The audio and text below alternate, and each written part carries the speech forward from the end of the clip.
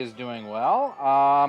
We're going to try to pick up where we left off last night, where we are playing Paper Mario and the Origami King.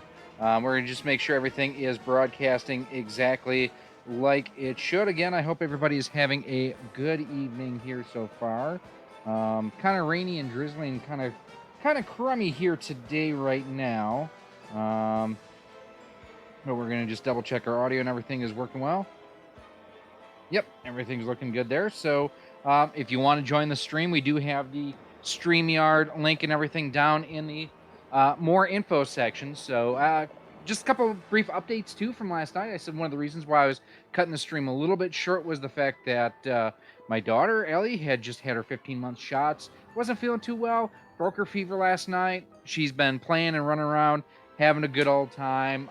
She's over at her grandparents right now with Ginger. She's canning some peaches. So thanks to those who were kind of concerned about her health and her well-being, and definitely do appreciate it. But we are going to move on, and we are going to play some Paper Mario. So, by the way,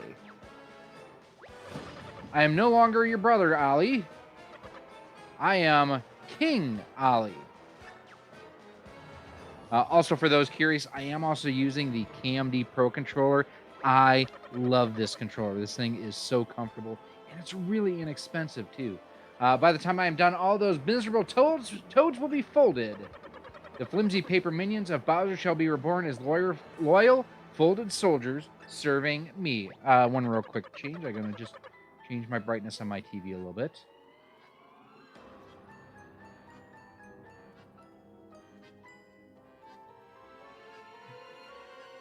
Oh, Sean, thanks for the $1 super chat just rolled in there. You know the rules. Pick a number 1 through 11, my friend. You get yourself a super chat reward. And I shall full crease and bend the entire paper roll to my whim, the birth of a new origami kingdom. I have to say, I'm really digging the artwork on this. It just looks really pretty. It's very well done.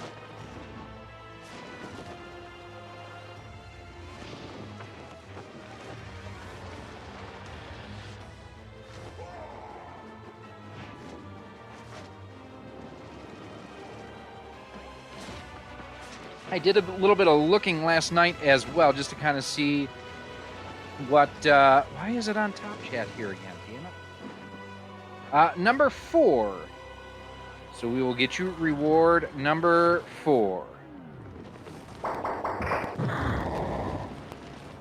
He was worse than dead. His brain is gone. I now get that reference, having watched Spock's Brain. Terrible episode of the original series. So bad. Luigi, no!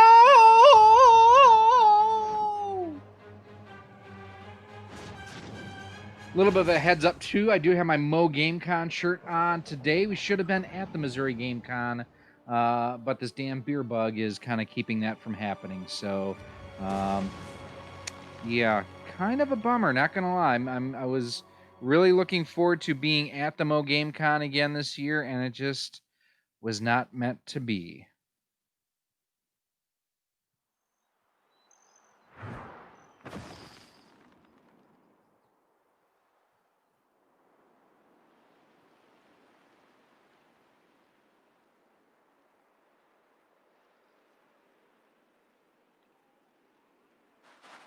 Oh, I had to try to get myself out of there. All right.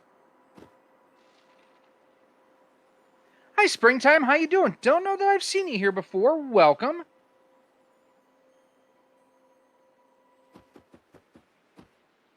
Now, one thing I did do, and I think it was One Up John mentioned in an earlier video, I have turned off the motion controls, so we are just using the regular controls. You need Olivia to use the 1,000-fold technique, so we need to find Olivia.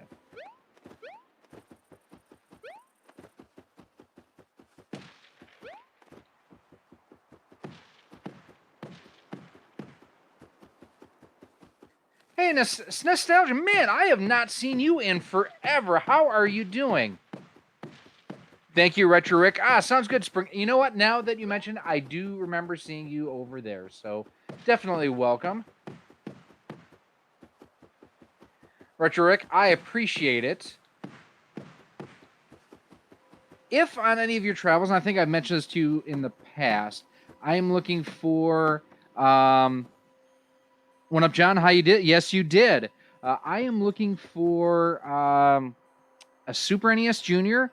Mine took a dump on me, and I am also looking for any TurboGrafx games. So, hey, John, how you doing?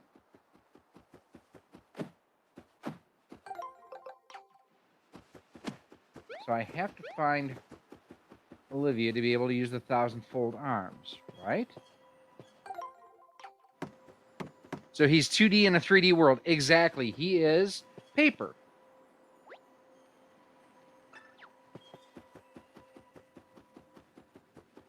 I can't go over the edge.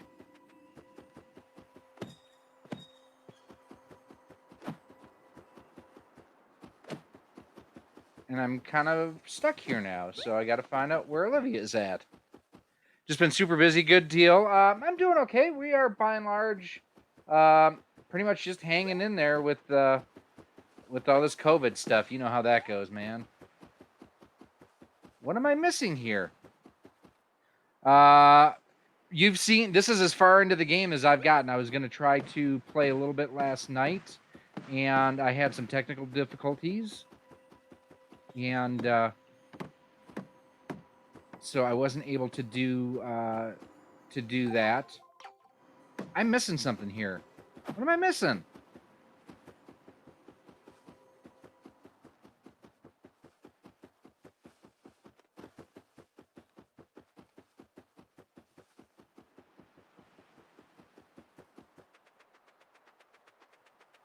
So I can't go down there. All right, John, what am I missing here? Because I'm missing something. Oh, I'm missing that. Dirt. Watch out! Unless you float like me, I'd be careful over there, Mario. You see that huge hole in the ground? I don't think you'd like falling into it. Maybe there's a way to fix it, but how? Empty confetti bag. See the colorful scraps of paper that showered out of the tree when you fell? That's confetti! Yay! Everything here is made of paper, of course, so every little bit of confetti is like a tiny piece of our world.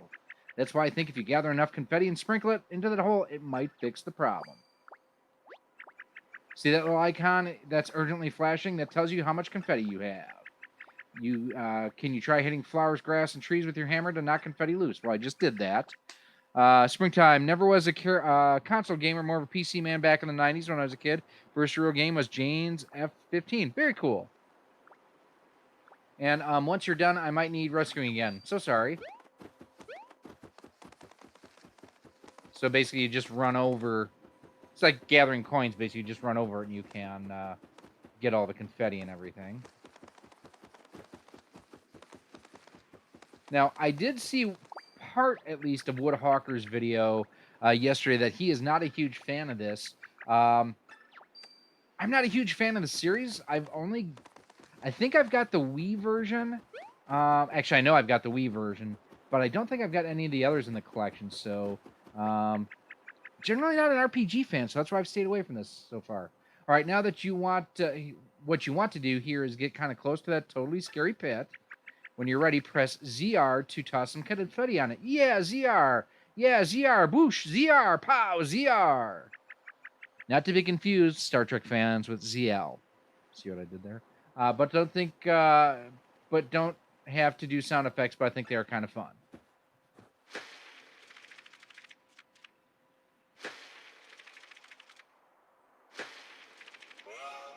All right, so now I should be able... Oh, and I got some coins. It works. Sounds like it worked.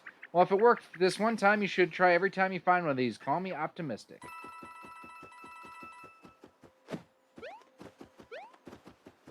You need to activate the 1,000-fold arms to knock the tree down. Yeah, but I need to find Olivia first to knock the tree down.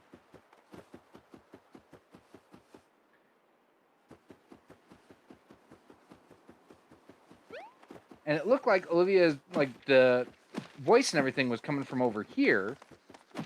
So, I mean, unless I'm just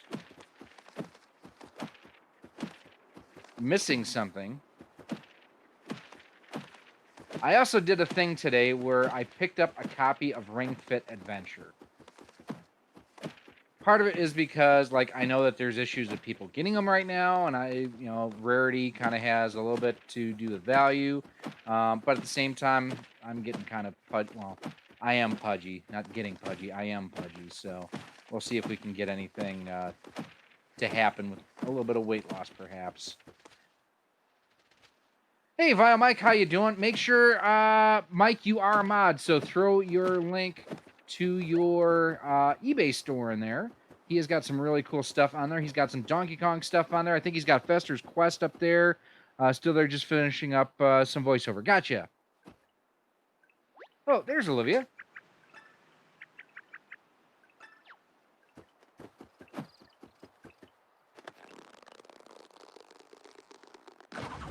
There you go. Can't wait to see you stream Ring. I will not be streaming Ring Fit Adventure. I'm telling you that right now. That will not be happening. Let's see. Carlo, how you doing? How you? Hope everyone is well as can be. Yep. And if you look in this video down below, the merchandise tray is showed up there. So that's pretty cool. I'm excited about that. I went through and updated a bunch of stuff. So links up there are for some of the older things. Hopefully tomorrow or the next day, we will have the new stuff up there, including links to shirts designed with a Switch style cartridge as well.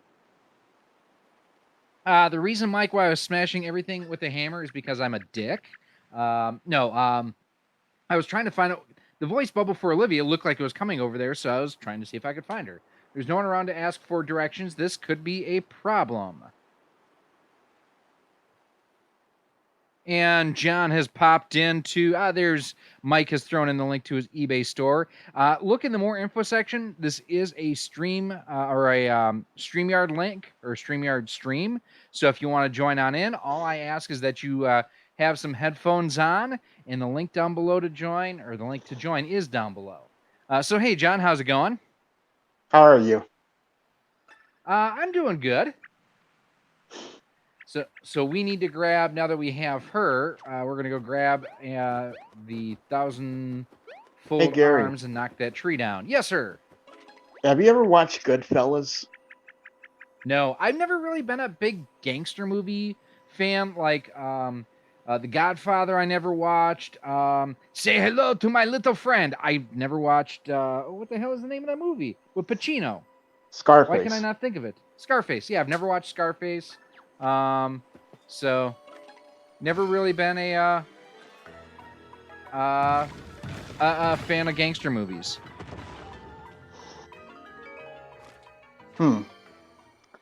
So you wouldn't like the Departed, right?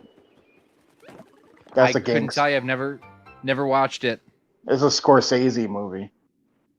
Okay.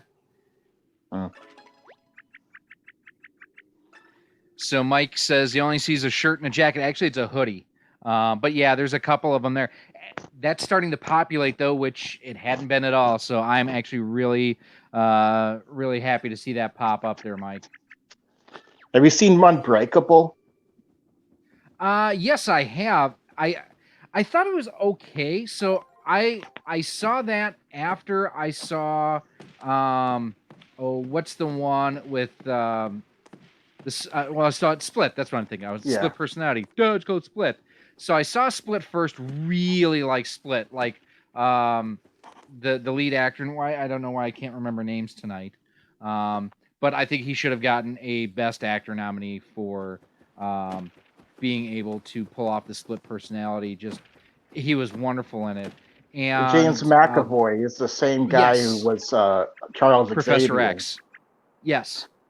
I thought that he was just phenomenal in that.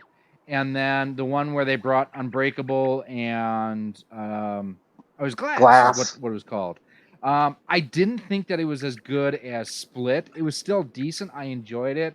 But like I said, I don't think it was as good as Glass or as Unbreakable. Split. I like Unbreakable better than the other film from 2000, X-Men. I don't know if you saw the original X-Men. Yeah, the Bryan Singer one. No, I'd have to go with the X-Men on that one. I thought the first X-Men was fun. Because you have to remember, at that point in time, we did not, we didn't have any of the MCU or anything like that, and I don't even think that the first Spider-Man movie. I could be wrong on that, but overall, I thought it was actually pretty good. I enjoyed it. Well, they're both movies, Unbreakable and X-Men. They're movies you wouldn't want to show to your kid when they're too young to see it. Right. So Vile Mike asks, is there a reason the trees are full of confetti? It's an origami-based game, Mike. It's all about being creative. Duh. I think Spider-Man from the year 2002 is pretty tame, though. You could show that to your kid. Depending on the age, yeah. I mean, you've still got the violence and everything in there. Although, if you have Netflix, have you had a chance to watch any of the new Transformers series that just launched on, I think, Thursday? No, but I have the first Michael Bay Transformers movie on Google Prime Video, or not Amazon Prime Video. I mean, yeah. Hey, Castlemania Ryan is here. How you doing, my friend? Make sure you guys check out CastlemaniaGames.com. I was actually going to call you later on tonight or text you and at least see how you've been. Just one of those things of, hey, I haven't talked to my buddy Ryan in a while. Anything new and exciting coming to the castle, like a Virtual Boy Consolizer or anything like that I still need to pick up?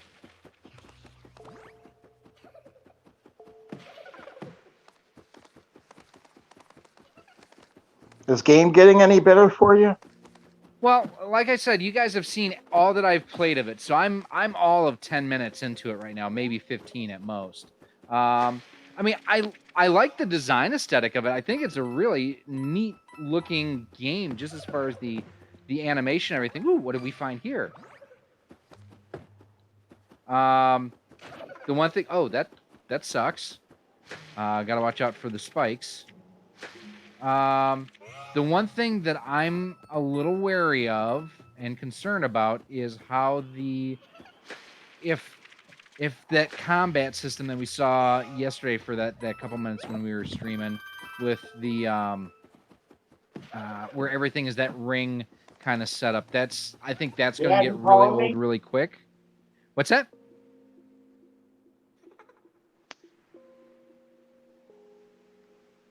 Oh. Carlo asked, "What did I think of the Mario film? Are you talking about the original one with Bob Hoskins?" We talked about that the other night as well. I didn't hate it as much as some other people did, but it wasn't a good movie at all. I mean, it Had a good soundtrack. It really wasn't. Soundtrack was decent. I didn't like the fact that they made Big Bertha into like this big just chick and whatnot, and that. Yeah, that was kind of lame. The harmonica thing, I didn't like the idea of the Goombas being like the big dumb guys. I think you could tell at a certain point that John Leguizamo just had no apps left to give, and was just kind of there for the paycheck, I would say.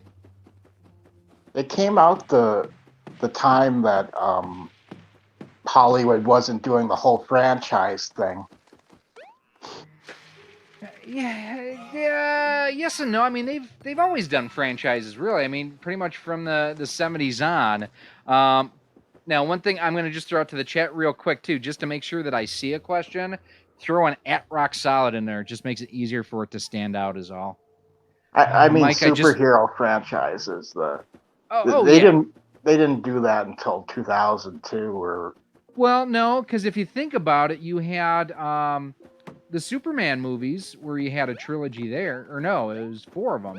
With it's a quadrilogy. Yep. So, I mean, there were definitely, movie series like that. And even, granted, Star Wars was... I don't want to say just a trilogy, but there were only 3 movies there. You had the 6 original Star Trek movies and everything. I mean, you had, even if you look in other genres where you had Rocky and you had oh crap, Rambo, and even Bond. granted it was only 2 movies, but you had RoboCop 1 and 2. Making sequels was definitely something Hollywood was definitely doing at that point in time. You forgot Bond, Gary. No, I ignored Bond. You don't like it? I've never been a big Bond fan. It's been around longer than Star Wars, though. Yeah, well, I mean, and it was also because the books were out first. What I mean is there are more Bond movies than there are Star Wars movies. Yeah, there's 20 or 25 now, I want to say. And really the only Bond, like, my favorite Bond was probably Roger Moore. Which, like, you never hear anyone say. And, I mean, there was it Moonraker was the one that's not considered, that it's a Bond film, but it was, like, done outside of the rest of the series? Gene Siskel didn't like Roger Moore when he was alive, I think. I don't know if you ever watched Siskel and Ebert. Not a whole lot. Via Mike, use the @Roxab Productions, Gary. You are not some big shot where you got 300 people watching. You got like 12 right now, and only 3 are commenting. I know, but it's one of those things that it's a visual thing that catches my attention, especially since I'm looking this way versus my monitor being that way, to be able to see and catch the chat. So, I know. I feel bad there, Mike, because I did kind of fall behind in chat for a little bit. So, yeah, I suck.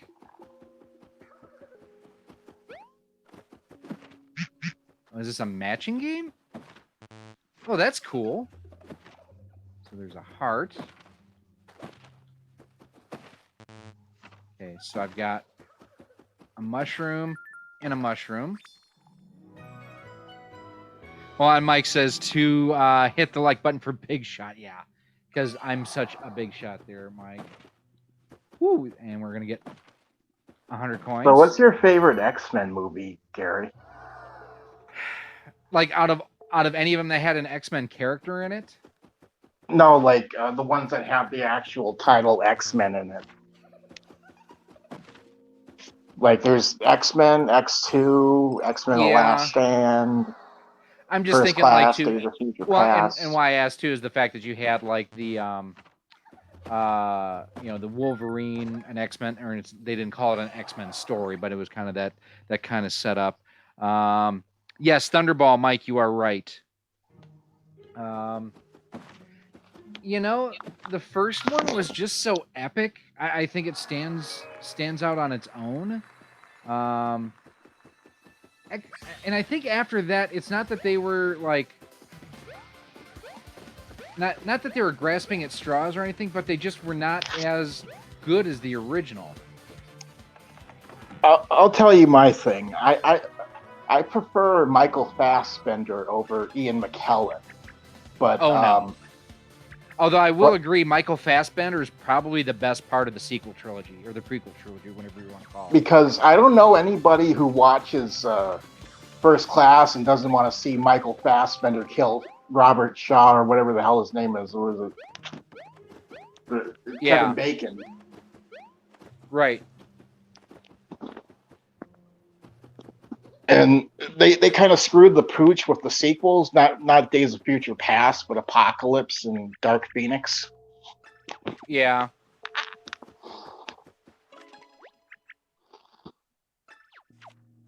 Let's see. You want to see what happens when you pull on the dangly? Yes, I'm trying to do this. How do I do this? Are you familiar with Movie Bob? Movie Bob, never heard of it. Oh, he's a YouTuber. Okay. He was talking about Batman versus Superman, Dawn of Justice, and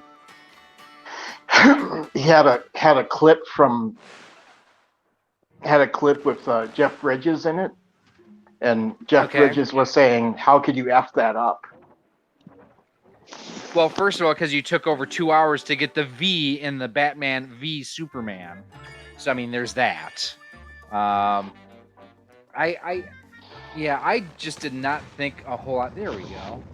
Of the whole Batman v Superman, and the DCEU has just been kind of um, just a letdown. The only one that I think has done well, and I think it's just because she's got, it's a better actress in there, is I think Gal Gadot as Wonder Woman has been, the one saving grace there. Um, Castlevania Ryan says X-Men 1 for him as well. Oh my God, I put it in an at Rocksaw Productions and I missed the S at the end. Dude, it's all good. Oh, snap. Saw that coming. X-Men 1 and First Class are kind of the same because they have like a decent sequel, but the sequel to the sequel isn't very good. See, I still don't think X2 was that good of a sequel. Well, they had a bigger budget, so. Just because you have a bigger budget doesn't mean it's necessarily going to be a better movie. Here's the one thing to keep in mind that when I've mentioned it to other people has blown people away. If you think about it, the first 6 Star Wars movies were independent films. Mm-hmm.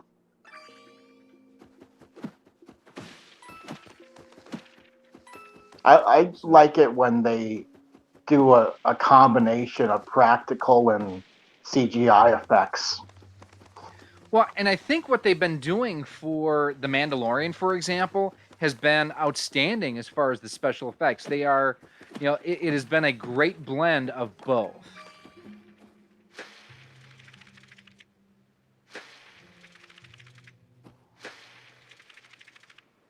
Oh, come on, another batch? I try to make myself watch Far From Home, Gary, and I'm not really, I don't really care for it. See, what I like about Far From Home, and Anti-Trekker has talked about this quite a lot. Let's see. So Ryan says, lifelong Spider-Man fan, Batman v Superman sucked. Positive Candor, how you doing? Oh, he says his son has already finished this game. Very cool. I have everything that I have played has been stuff on the stream here. But so Anti-Trekker had a really good point about Far From Home in that it helped explain a lot of things about the Zendaya MJ character, that it's not the MJ that we've known over the years, that it is, inspired by in some ways the original MJ character. It is different. So I did appreciate that. I loved, okay, so spoiler warning in 5, 4, 3, 2, 1. So I loved the fact that they turned J. Jonah Jameson into an Alex Jones type character, or a blogger, YouTuber, or whatever at the end of Far From Home. I thought that was awesome. It was so well done, and the fact that they actually got J.K. Simmons to play J. Jonah Jameson again, I honestly am excited to see that that sequel happen. I think that it's going to be fun. Who knows what's going to happen with the MCU. I think they've got 2 more movies signed up with him, so there's that. One Up John says, had issues with the X-Men films making up stuff. I look forward to Marvel rebooting it. The one thing that's a surprise is they have never made a good Fantastic Four movie. They've all been terrible. Moxley fan, Gary, need to head out. Very good. Thank you again for the super chat, my friend. I appreciate it. Via Mike, I thought all the X-Men films were great when they came out, but on retrospect, when compared to other comic book movies before and after, none are really great. Good to meh, really. I completely agree. I think for at the time, because it was the best thing we had seen to that point, I think that we were all kind of like, oh, this is awesome.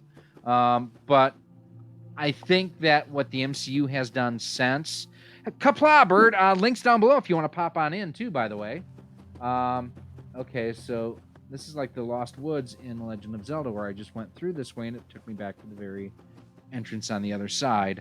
Would you like to hear my problems with Far From Home? And this is coming from a guy who hasn't watched it all the way through, but I've heard things about it, and I've seen Homecoming. But sure. I don't really like the Zendaya character because she's kind of a negative Nancy, a lot of the time. That's what You're I've not heard about. you're not wrong, but at the same time, like I say, that's kind of the way that character is inspired by the original, but you can't compare the Zendaya character to what we had in the other movies. Yeah, I know. I just uh, look at it this way. Would you want to be around somebody who's so negative all the time, Gary? No, not at all. But part of it too is less the negativity and more of her tolerance for BS is pretty low, and I can kind of respect that. Um, and what I'm hoping too is we actually get more of that backstory in a third film.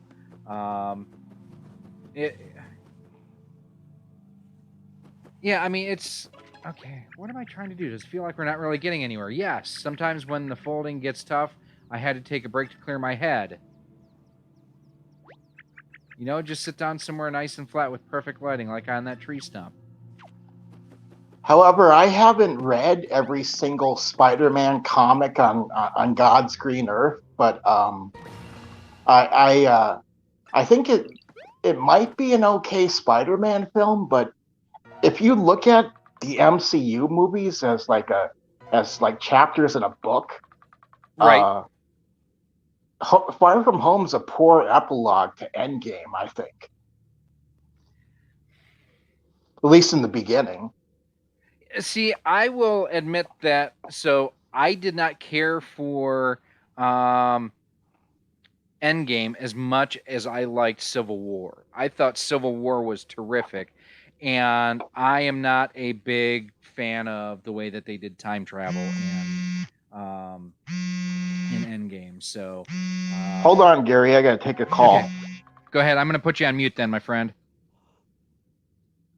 And you can unmute yourself when you are off the call. And again, there's the link in the chat if you want to go ahead and join on in. Vile Mike says the Fox X-Men Fantastic Four movies can be summed up with one phrase: alternative facts. Yes, agreed. Don't know being negative all the time works for the fandom menace. Well, I mean, you're not wrong there. You are not wrong.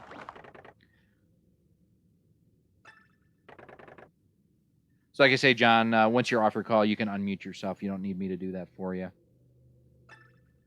Bless your bark. That's cute. You young men, go back and tell your flat paper friends what estate I'm in. Now, technically, since they're made out of paper and paper's made out of trees, they're all related.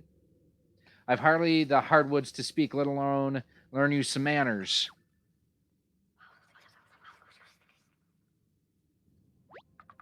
Oh, Grand Sappy here hasn't been the same since they cut him down. That's why he's mad at y'all paper cutting folks, cutting down good trees in their prime. Shame on you. Oh, and by the way, you need Grand Slappy's permission if you ever plan on leaving, hon. That's sexist. So now that you're here, better get comfy because you're going to be here forever. Forever, I think that means a really long time, and I can't deal with that. Mr. Grand Sappy, we're not with those flat paper people who did this to you. I'm actually not even flat paper. I'm origami. Oh, origami, you say? My eyes aren't what they used to be. Well, if what you say is true, then perhaps you may be of some assistance to me. Hey, Darren, how you doing? Just came out about a week and a half ago. If you can find a way to restore my energy, I may just let you two leave this place. That's so wonderfully generous of you. Truly, I only wish we knew how to restore your energy. Anyway, we're in a hurry ourselves, so we can do our best to help. We have a mushroom we can give you. I guess if you're going to help, Grand Sappy will let you wander around a bit.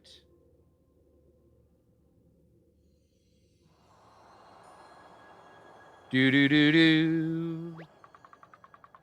There you go, child. No, you can be on your merry way along the mountain. Just don't go wandering off too far. You got to find us something called the soul seed. Soul seed. Soul seed, folks. They say it's the only thing that can help old Grand Sappy get his energy back. Good luck. Bring you back in. John's back in. And again, the link's down below if you guys want to go ahead and join the chat. Okay, I'm back. I had to talk to my family. They were calling me. Okay, what were they calling you? Oh, they were just coming back from a party. Ah, What a relative's birthday. very cool. Vile Mike says, I guess he's lucky to have his face so low on his trunk. The great Deku tree, you must be lower lip if he was cut down that low. Yeah, that was... Oh, what was that? It was one of the Mario, or not Mario, Zelda 64 games, I want to say. I could be wrong on that.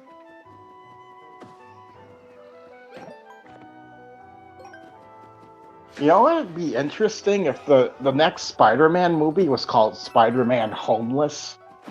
Because you think he would be homeless after what happened, you know? Yeah, and I do agree with you where I think that the next Spider-Man movies, the new Sony ones, are all going to have some home reference in there, whether it be Far From Home, the Homecoming, so on and so forth.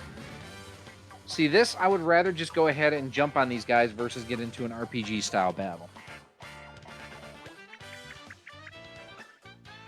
Have you ever played Earthbound, Gary? I haven't, and part of it is just not an RPG fan. I bought, a while back, I bought a copy of, starts with an S. Can I see it from here? Star Tropics. Just to give it a try, and I played, like, Ocarina of Time. Yes, Rockstar Productions probably called him Jahan. Oh, yeah, true. I bought Star Tropics just because I've always heard what an epic game it is and whatnot, and I'm like, this is terrible.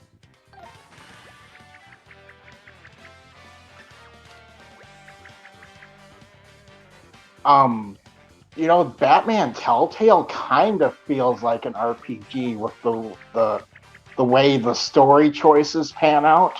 But Well, it's very similar to other point and click adventures. Like Lucasfilm or Lucas Games had a ton of point and click adventures back in the day, and they're bringing a lot of them back out through like limited run.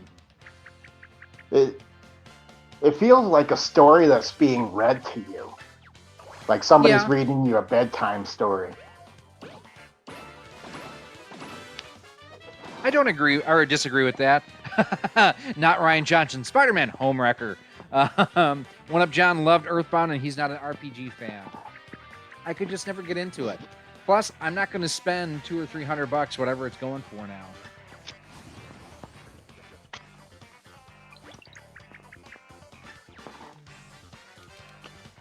Again, I want to thank you guys and gals out there for stopping in. We talked about it a little bit earlier. We cut last night's stream like stupid short because of the fact that the little one had gotten her shots and whatnot yesterday and was just having a rough go on it. So thankfully today she is just in great spirits. She's with Grandma and Grandpa right now.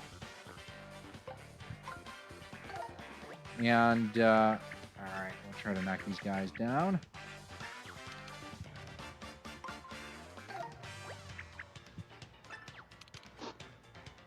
What am I supposed to do here? Okay, start battle. Jumps won't do much when enemies are bunched up like that. Select the hammer. I did, and then you said no. Start battle. There we go. So have you ever seen that movie Psycho, Gary? No, I have. I know I've seen parts of the reboot. I'm not a huge horror genre fan either. I heard somebody argue. I heard somebody argue it's a thriller. You know. It is because, and part of it is because it's what Hitchcock did. He wasn't into the blood and the guts and the gore. He was a master at scaring you with what you didn't see.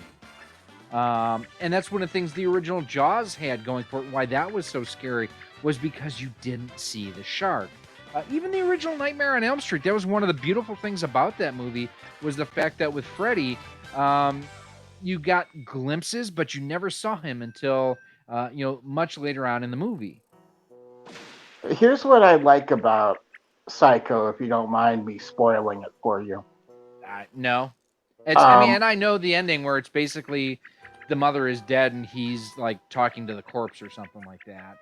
Well, here's what I like about it. You think the main character is Marion Crane, but then all of a sudden they do this awful thing to you, and they say, "Oh, it's not about her; it's about him." So, Yep. A couple more comments. One of John says, "What? I love Star Tropics. You are breaking my heart, Gary.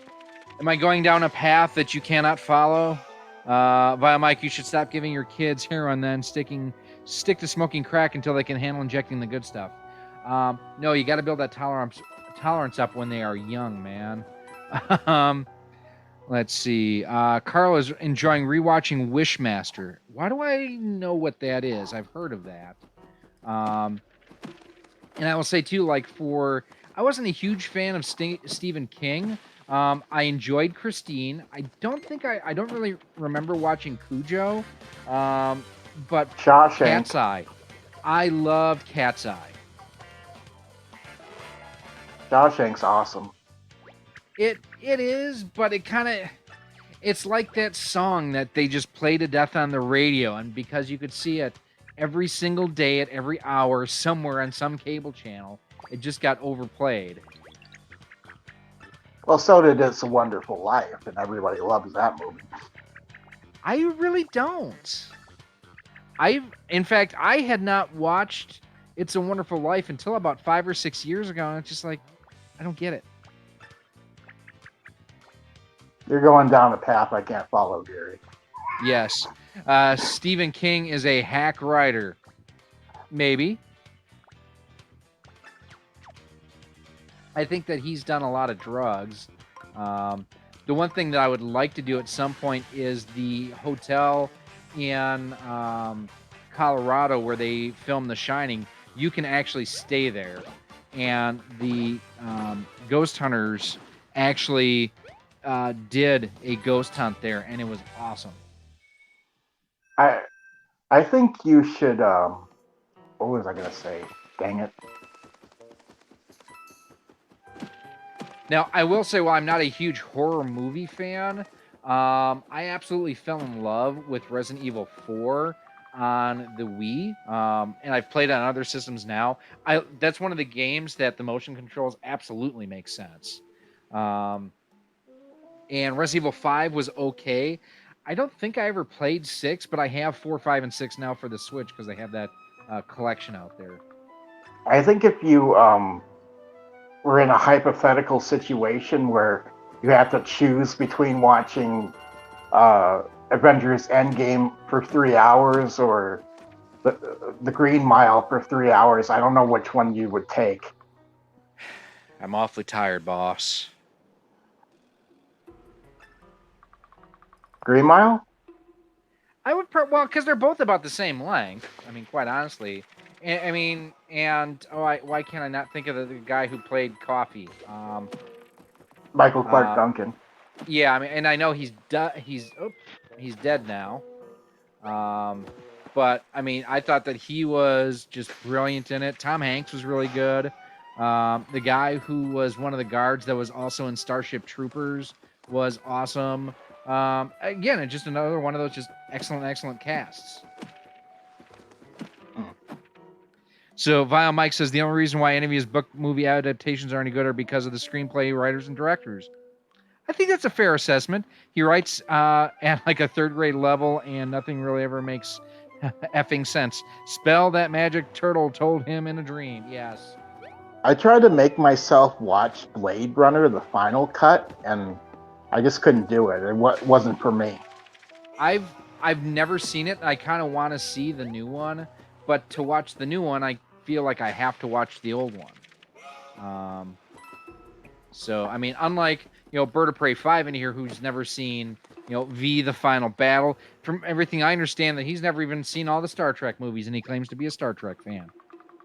I know that's not true, but I mean, I don't start rumors around here. I just spread them. Well, I think Star Trek 2 is probably the best Star Trek film ever made. Oh, absolutely. If you're not subscribed to him, definitely subscribe to a channel by the name of Lore Reloaded.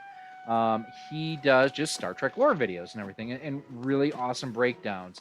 He did an amazingly awesome breakdown the other day of the scene basically where Spock dies, and it was outstanding. Clancy Brown, is that who I'm thinking of? Biomike, who was also in Starship Troopers, who he was essentially the drill sergeant that at the very end of the movie was the hero that saved the Federation. It's blasphemous for me to say this, but I actually like the two J.J. Abrams Star Trek movies. I prefer them over. Get out. I prefer them over the prequel trilogy, or not the prequel, the sequel trilogy. Okay, to quote Mr. Mackey, drugs are bad. Okay. What, do you like the sequel trilogy of Star Wars? I hate J.J. Abrams. I think he's terrible.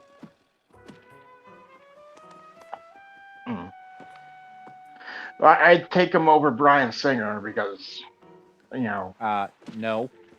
Bryan Singer did something bad.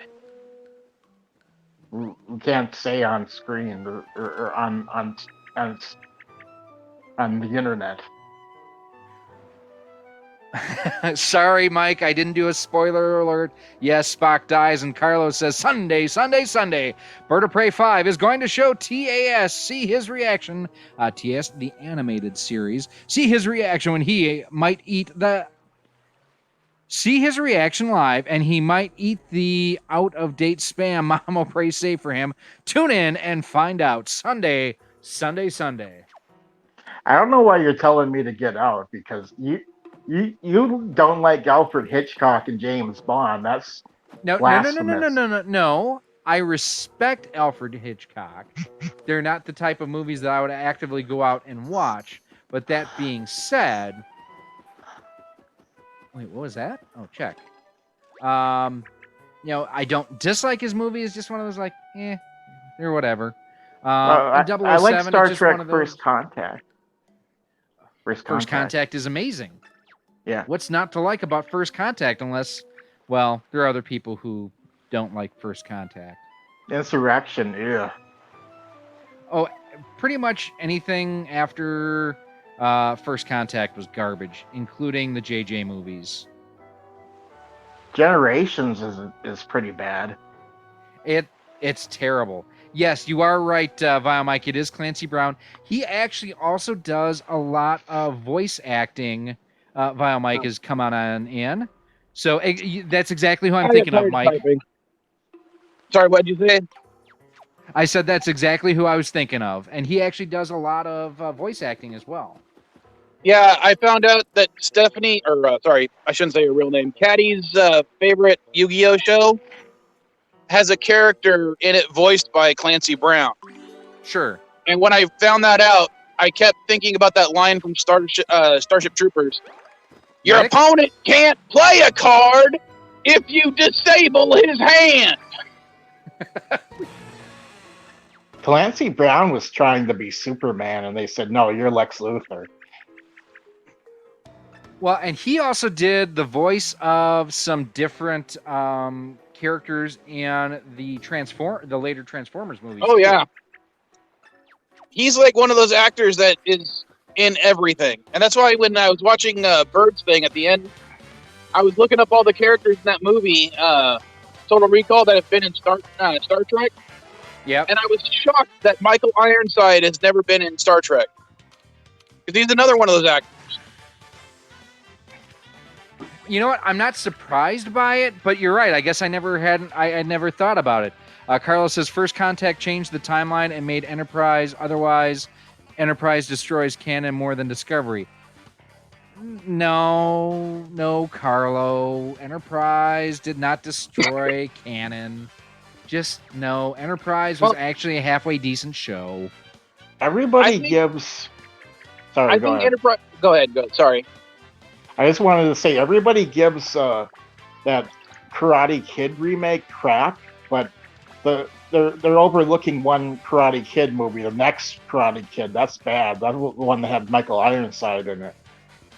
See, I had never heard anything bad. I had always heard that you're talking Cobra Kai, right?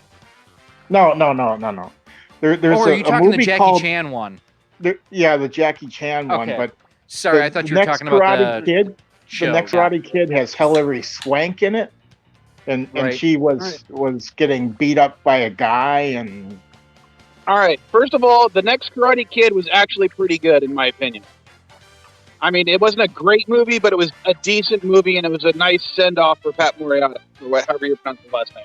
Morita. Yeah, but it just ends though. It just ends. I don't have a problem with that, but I didn't hate the movie. The Karate Kid remake that you're talking about, that one was awful because, first of all, it fucks up the title. Pardon my language. Because he doesn't teach him karate, he teaches him kung fu. Yeah, you're right. And I've only seen bits and pieces, but you're right. And anyone who studied martial arts will tell you that karate and kung fu, while similar, are not the same martial art. You were just jealous that you didn't see anyone in a rear naked choke. I understand that, but The Rise of Skywalker has nothing to do with the actual movie. Thou shalt not say the name of that movie in this stream. Sorry, what movie? Rise of Soywoker. Oh, you don't like Rise of Skywalker? Oh, it's terrible. Carlos says, Enterprise's first episode, they met the Klingons. It's a Klingon. Or whatever the Admiral that was having problems saying it said. Go ahead, Mike. Oh, I just making fun of what you were saying. Yeah. Let's see. Met the Klingons and were friendly. Picard told a different story. Enterprise is good. I can't say it was bad. Just destroyed canon. I don't think that it destroyed canon, but I will agree that they were not as worried with canon as they probably should have been. I would have, hey, Retrolectors, how you doing? Make sure you guys check him out. Just make sure you can speak Canadian, not English, because he's Canadian and all there, eh? So you got to throw in references to Molson and hockey. Throw in the occasional A. But I really wish that they would have had like Mike Okuda more involved with Enterprise. I'd like to bring something up. Sure. A lot of people don't like that Aladdin remake, the live action one. But now that we're done with the remake, I think we can probably get a halfway decent Aladdin sequel, because none of the animated sequels that were direct to video were good. See, here's the thing. I disagree. And I'm with you, Mike, actually. I thought, here's the one thing, the problem the live action movie had. And Mike, let me know what you think about this too. Oh, I haven't. I'm talking about the animated sequels. I actually enjoyed those. I never saw the remake, the live action remake. Okay. Didn't care enough.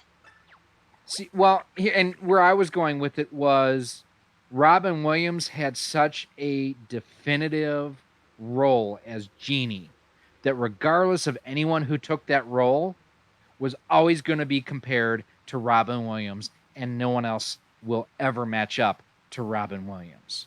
The only way I know Homer Simpson tried, but I'm glad Robin came back for the third one. Yeah. Because Dan Castellaneta did the voice for, like, even the TV show, I want to say, because he was also the voice of Earthworm Jim. You know what else he was in? He was in the 1998 Godzilla film. Godzilla? Mm-hmm. Yeah. He played the cameraman, I believe. Yeah, I think you're right.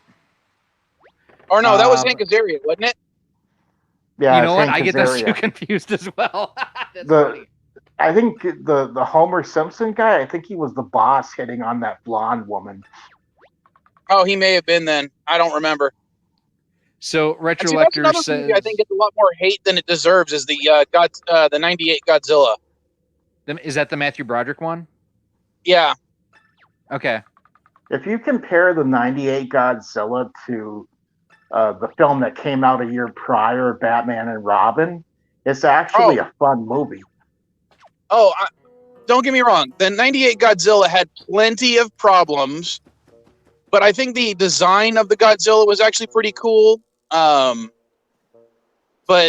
yeah, you're right. The Batman and Robin, that one was just awful. Well, I mean, you did have bat nipples, so you have to remember that.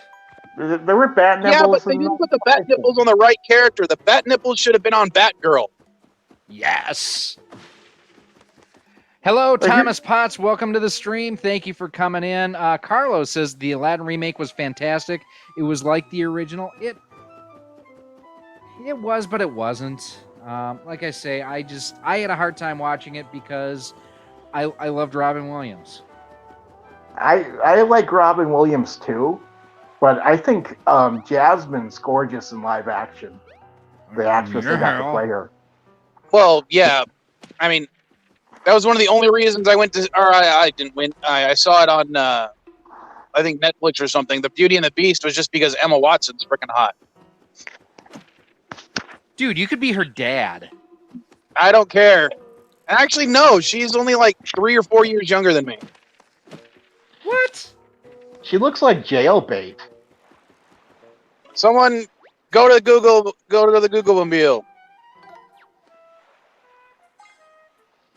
All right, I'm gonna grab my phone, and we'll look this. Sorry, up. I had to switch from my laptop to my phone, so it's harder for me to look up stuff now. Oh, it's all good, man. It's all good. You guys may hear some dogs panting here. We're starting to get some thunderstorms rolling through, and 2 of them, mine at least, just really do not like thunderstorms. So, Emma Watson is 30 years old. Yeah, so she's about 5 years younger than me. I know she's 30 years old, but she looks younger than that. Well, yeah, most of those the actors that were in Harry Potter are like that too. So Thomas says the 98 Godzilla movie wasn't bad, but wasn't good either. I agree with that. I just think it gets a lot more hate than it deserves. Independence Day, the movie that came out 2 years prior, gets a lot of hate too. But well, see, I consider Independence Day a remake to War of the Worlds. Yes, I agree with that. But Independence Day Resurgence is not good. No. That's a perfect example of a movie that didn't need to happen. Yeah. But even, is it Kenneth Johnson who made V? Even he said that he kind of based, the creators of Independence Day said they based that somewhat loosely off of V. Carlos says, yeah, he did make the film experience just what it was, but I like that they didn't just change the whole film when they made it live action. Yeah, I mean, listen, and I will say this, that I did not hate the remake of Aladdin, the live action version. Yeah, I haven't seen it, so I can't make too much of a thing. But the Vile Child did try to get me to watch the video of the shit. What's it called? When he's coming into the city. Oh yeah, I'm coming. I'm here. I have my door open. Here, I'm gonna mute John real quick. Yeah, what am I can hear the song in my head.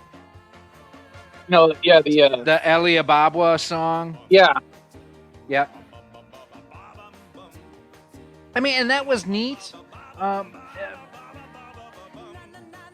I struggle with all of these live action remakes that Disney is doing because the originals were such classics. I actually didn't like Dumbo. I thought Dumbo was pretty bad. I haven't seen that one either. Yeah, but I am not a fan of Tim Burton. The only Tim Burton movies that he's ever produced that I enjoyed were the original 2 Batman movies. Those I actually really thought were good. Wait, didn't he do Beetlejuice? You're right, and I did like Beetlejuice. I think he did Beetlejuice before the first Batman movie, wasn't it? Or am I getting it flip flop that he did Beetlejuice? I think between the Beetlejuice two? came out first. Okay. So and I've actually, as much as I love the ride at Disney, I've never actually watched A Nightmare Before Christmas.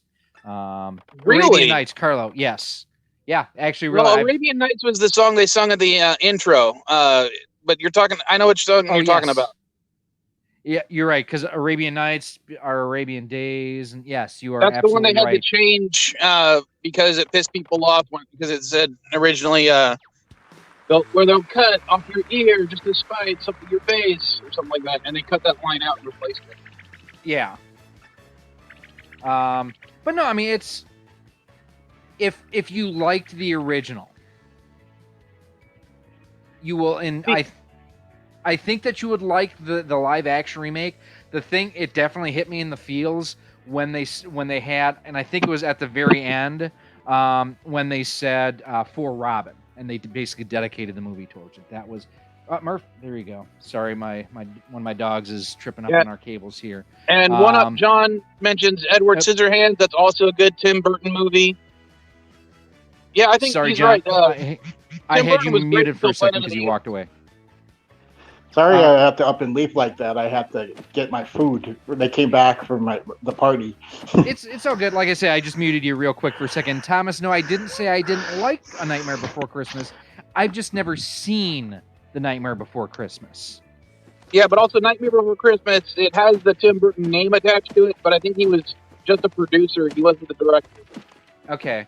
Well, because, and I think it was about the same time that he also did the James and the Giant Peach.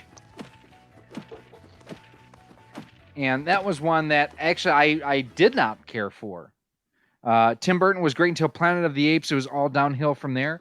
My wife loves that movie. I've actually never seen it. I think he does a lot better on a smaller budget. I think when he's like George Lucas. When you give him too much money to do a movie, he fucks it up and puts too much crap in it. Well, yeah. And he's one of those, and Anti-Trekker has mentioned it many times before, that Lucas cannot write dialogue. And I think Tim Burton may have that same issue. And John, let me rephrase what I just said here. The Tim Burton Planet of the Apes, that was the first one with Donnie Wahlberg, not the one that started the 4 or 5 sequels that came with it too. Keep out unless you want to stay forever. Yeah. Oh, we're going to the Hotel California. See, because you can check out anytime. Hold on. When we're talking about the Disney remakes, why I think they suck compared to like the Planet of the Apes remakes is the entirety of the different point of view / different perspective. That's why I think when it's literally just a rehash, almost scene for scene, The Lion King was virtually scene for scene remake, except for they cut out some of the good parts for some reason.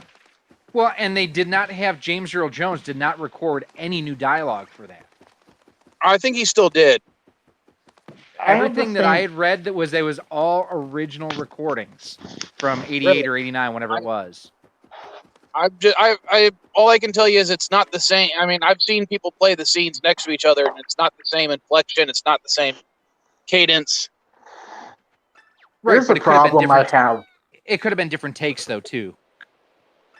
Here's the problem I have with Lion King, the remake. Beyonce Knowles is not an actress. Just like in Batman Begins, Katie Holmes is not an actress. You know, they can't act to save their lives. Well, I didn't mind. Katie Holmes. For everything, I thought you were talking about Anne Hathaway. But yeah, you're right. Katie Holmes did not really do a really good job. Maggie Gyllenhaal did a better job of that character. Yes, Maggie Gyllenhaal was awesome. Plus, I don't know about Katie Holmes, but at least we've seen Maggie Gyllenhaal topless. So really, that's the standard. Oh, I saw her boobs. Boobs always make a series better. No, they really don't. That is not a guarantee of a better series. I think we saw Klingork boobs in Discovery, didn't we? Yes, and it made that episode better. Didn't make the whole series better, but it made that episode better. I think you're smoking crack, but that's okay. Yeah, I still have a little bit left over from the last TOS review. Kirk gave me some. Let's see. Carla says, I would love a line for line remake of Logan's Run. Just make it look more modern. Excellent story. Just getting dated now with the look and models looking like models. You know, though, looking back at the original Star Wars movies, those are some damn good models. Yeah, I think models are always better than CGI, except for like movement scenes. When you're just looking at a ship, the model is always better. Yeah, and hang on here. I'm making just a real quick tweak behind the scenes. I apologize. I mean, even the original Star Trek movies, I think, you know, as much as I am not a fan of the Constitution class as, you know, other people are, I don't think it's an ugly ship, but it's not my favorite. That first flyby that you get in the motion picture, as much as people hate that movie, and it drags on. Yeah. But still, that slow motion flyby and picture. everything, and where you get your first real look at the refit, that's an awesome series of shots. And that's all a model. Garrett, I completely agree with you. But I think what you're kind of right about the look of the Connie, at least the TOS Connie. Yeah. It's not necessarily a great looking ship per se, but it's incredibly distinctive for its time. Because a lot of spaceships at the time, a lot of spaceships at the time were, you know, virtually the same. A lot of them had flying saucers. So they looked like basically airplanes in space or rocket ships, that kind of stuff. Right. But the TOS Connie was, you know, it's iconic. It's distinctive. It still to this day looks different from other series. Exactly. I mean, and if you look at like Lost in Space, like you mentioned before, that was just a space a dish, you know. And I would say even, you know, if you look at some of the inspiration that other series have had with additional series. So the Battlestar Galactica, I couldn't tell you what the name of the fighters are. I don't. I'm not. Vipers. I'm not. Yes. So if you look at them and then you compare with the original, and I'm going to go real geeky here, what the original Decepticon Seekers look like on Cybertron, there's a lot of design aesthetic shared between the two of them. Well, and I've never heard if that was. Yeah.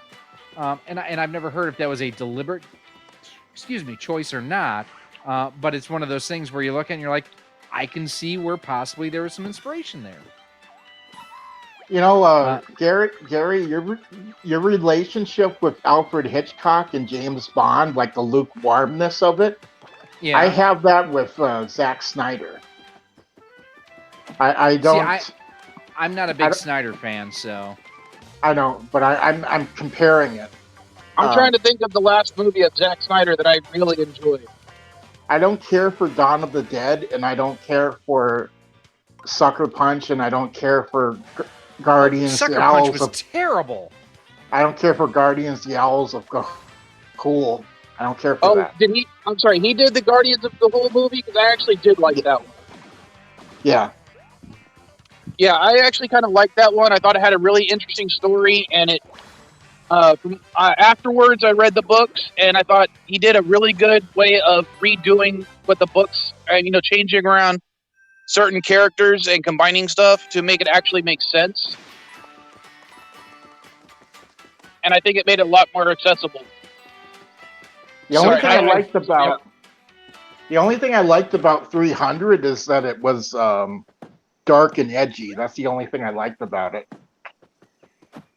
So Carlo here says, sorry, I'll let you hop in here again in a second, Mike. Says Star Wars and Star Trek had fantastic models, but Logan's Run, you can tell with the city model, and it just pulls you out. I can understand that. The refit was a beautiful update to the original. Between the two of them, I prefer the refit to the original. Go ahead, Mike. Actually, I was going to read his comments. Okay. But yeah, I definitely think that the refit Connie is better than the original. It just looks more stable.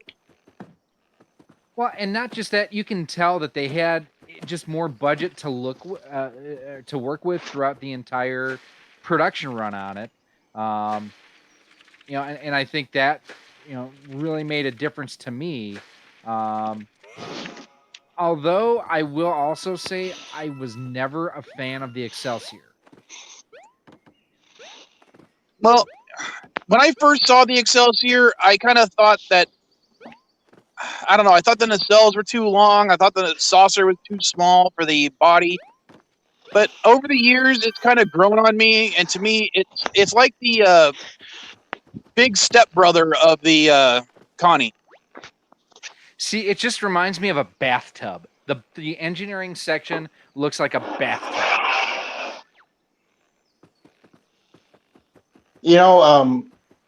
I've met somebody online who's like the antithesis of people who enjoy Spider-Man 2. He doesn't like Spider-Man 2 because Peter Parker loses his powers because he's sad. He doesn't like that aspect of it. I don't think that he loses because he's sad as much as it's self-doubt. It humanizes the character, if anything. He actually prefers Spider-Man 3 over it. Spider-Man 3 just Spider-Man had 3 way too much going on. Yeah. I mean, I think Spider-Man 3 would have been great and would have rounded out the trilogy for having semi-sympathetic villains if they had cut the damn Venom character. That whole part did not need to be in there.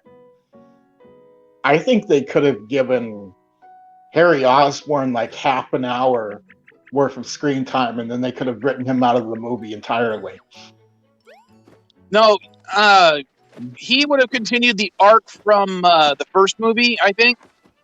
But if you got rid of the Venom stuff and just expounded on, the Goblin and Sandman, because in the first movie, Norman Osborn is kind of a broken character, and you can understand his motivations. Yeah, he goes off the deep end, but he's still a sympathetic villain. Doc Ock, they turned into a sympathetic villain. Sandman, New Goblin were also sympathetic villains, and it would have finished off the trilogy. Venom was not a sympathetic villain in any way. He was an asshole before he was as Eddie Brock. He was an asshole as Venom. Well, you know why that is, right? Sam Raimi doesn't like Venom. Well, that's because I think he liked Venom. He did not like being forced to include Venom. Sling us a web, you are the Spider-Man.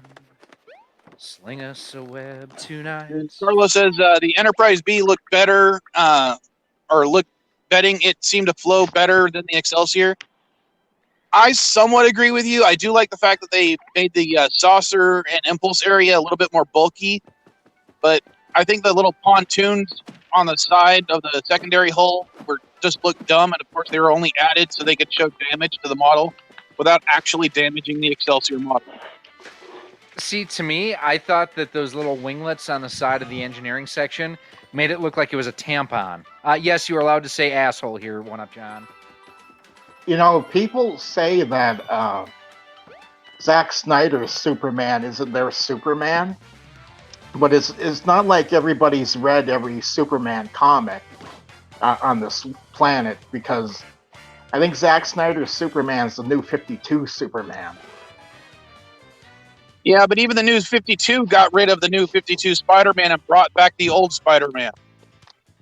Superman. Yeah. They can't do that in live action, though, can they? I don't think they can. Well, you know what? I'll tell you this. I may have mentioned on other streams that I've been catching up on all the CW shows so I could watch Crisis on Infinite Earths finally. And I watched the 4th episode last night. And they had they had homages, or at least references to a lot of the old Supermans, including the one from Smallville, the one from the Brandon Routh Superman Returns movie. And they could have easily killed off, that Superman and replaced him with one of the others, and no one would have, it would have worked. So they could have done that. And if they do something similar in the Snyderverse, Yeah, they could easily do that. Well, and I will say, I don't know if you said that you're catching up. Have you watched the CW Flash? As of right now, I've watched up to Infinite Crisis on Flash. Okay. I'm going to finish off Infinite Crisis tonight with the last episode. Okay. And I've only watched the first, 2 seasons of Flash, but I will say, I wish that was the Flash we got in the movie. I thought that he was just a much better actor. He was much better suited for the Barry Allen role. He's just he's ideal for the role. I really think it's just for me, the definitive Superman will always be Christopher Reeve. There was something about Christopher Reeve that he was always supposed to play that role. And that's, I feel the same way about the actor for the Flash TV series. So, and Carlo here says the glue still damaged the model on the Enterprise B. Yep. I like the first 4 Superman's guilty pleasure. You know what? I liked 2 because that was the one where Zod appeared, wasn't it? Yes. And then I actually liked the one that had Richard Hold Pryor. on. I got to ask. For Superman 2, Lester cut or Donner cut? I don't know that I've seen different cuts of it. I just know what I saw on HBO back in the day. You need to watch the last, I think it's Lester or Lasseter cut, I can't remember. And then go watch the Donner cut. The Donner cut is so much better. Okay. He was the original director. He was the director of the first movie. But the executives kind of fucked him over and kicked him off and then replaced him. And then the new director was forced to change at least half the movie in order to actually get the directing credit. Okay. You want to hear my DJ thoughts Odyssey about... is in the house. DJ Odyssey's in the house. Welcome, my friend. Again, if you guys want to join the chat and whatnot, we've got the StreamYard link down below in the more info section. And you know what? I haven't posted in here in chat in a while, so I'll go ahead and I'll throw it out there as well. And Would once you like to again, hear I would my like thoughts? to thank... Oh, go ahead. Would you like to hear my thoughts on Superman? Go ahead. Christopher Reeve is my Superman, but Dean Cain is my Clark Kent, if that makes any sense. Sure. I can see that. Because Dean Cain's Clark Kent was more competent as a reporter. Yeah, he would go out there and get stories just like Lois would. And I don't know if Terry Hatcher is my Lois Lane, but I like her. So You know what? For all of her faults, I got to say Margot Kidder, and I want to welcome to the stream Jorge Lyon. How you doing, my friend? And Hello, Bob, what's up? You were going to say something as well, so go ahead.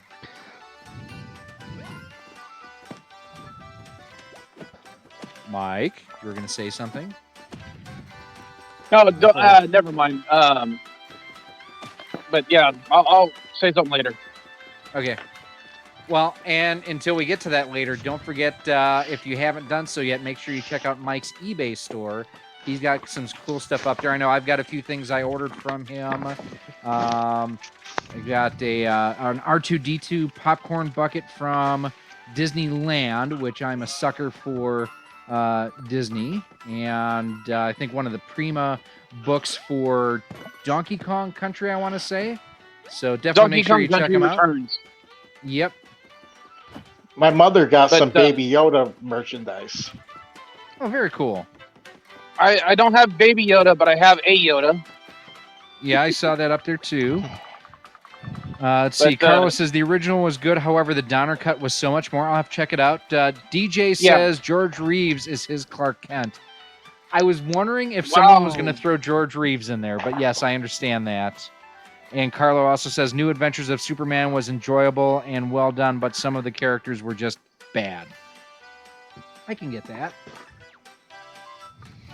Yeah, I liked the New Adventures of Lois and Clark when it came out, but in retrospect, every time I try to watch it, it's just like, oh my god, the thing has so much similarities to Batman and Robin. Well, here's Right. my problem with Lois and Clark: The New Adventures of Superman. I'm not familiar with Lois Lane as a character. Like, I don't know her from the comics. But the Lois Lane in Lois and Clark: The New Adventures of Superman, she has an ego. She has an ego because Clark was going to reveal his identity to the world, and she said, "If you do that, then I'm just Superman's wife." Well, she's also an idiot. See, I would say though too that Margot Kidder played. I don't know that she was arrogant, but there was a definite confidence that she was a tough chick that you did. And I don't say chick with disrespect intended, but she was a tough chick that you didn't mess with. That she will stand up for herself, and she was a damn good reporter.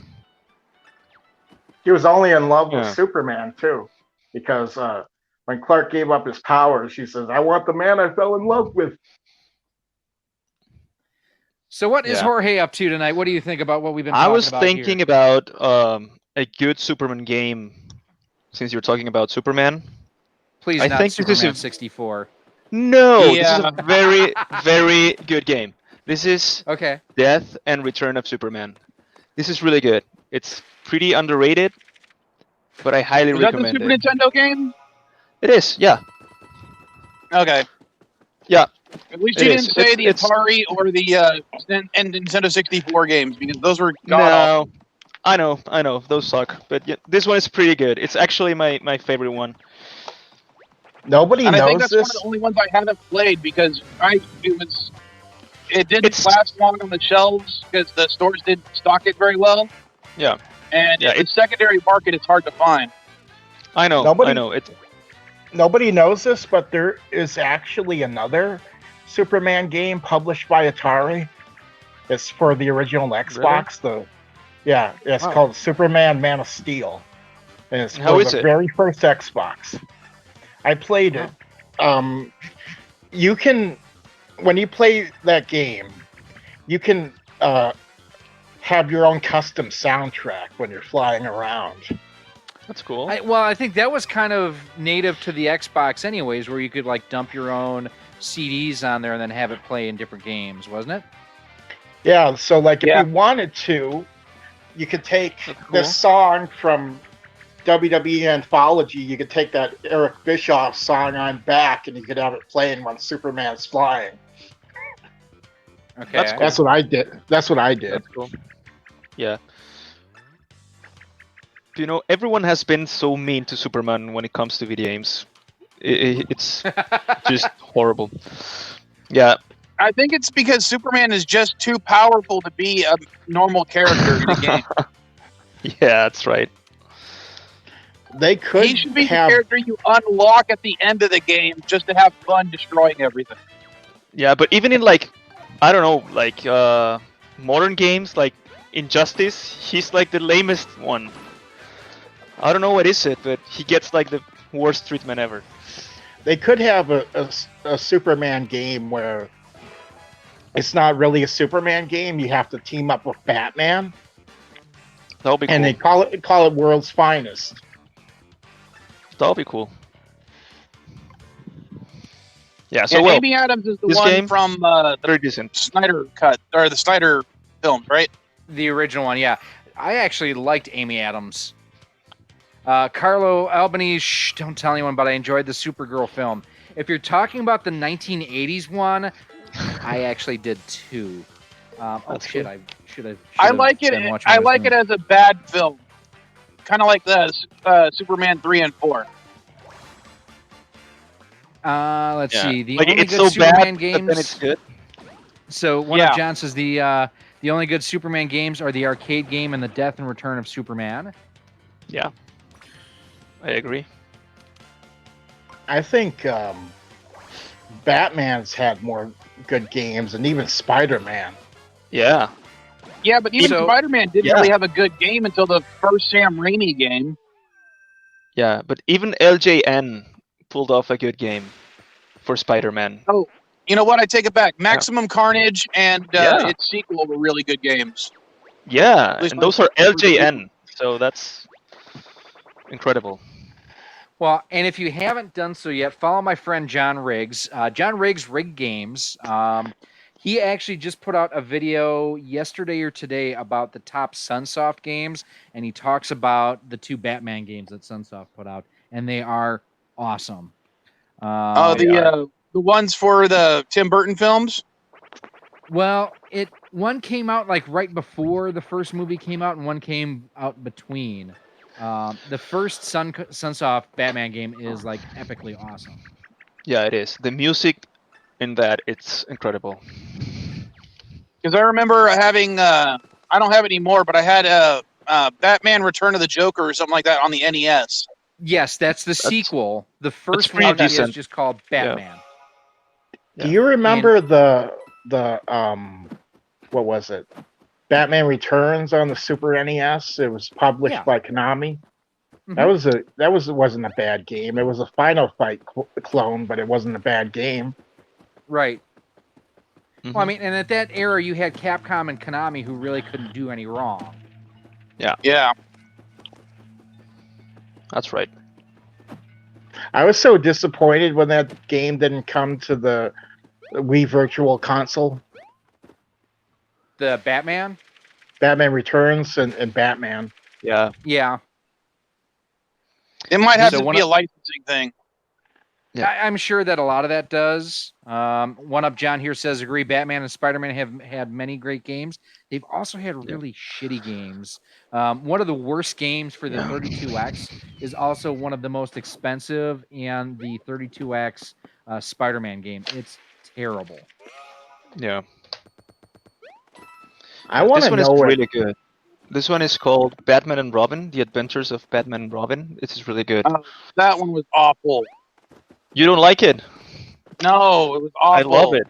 Like the work art, everything. This is made by Konami. It's. I really like it. I want to know if Avengers War Table is going to be any good. I'm really heard of that anxious. one.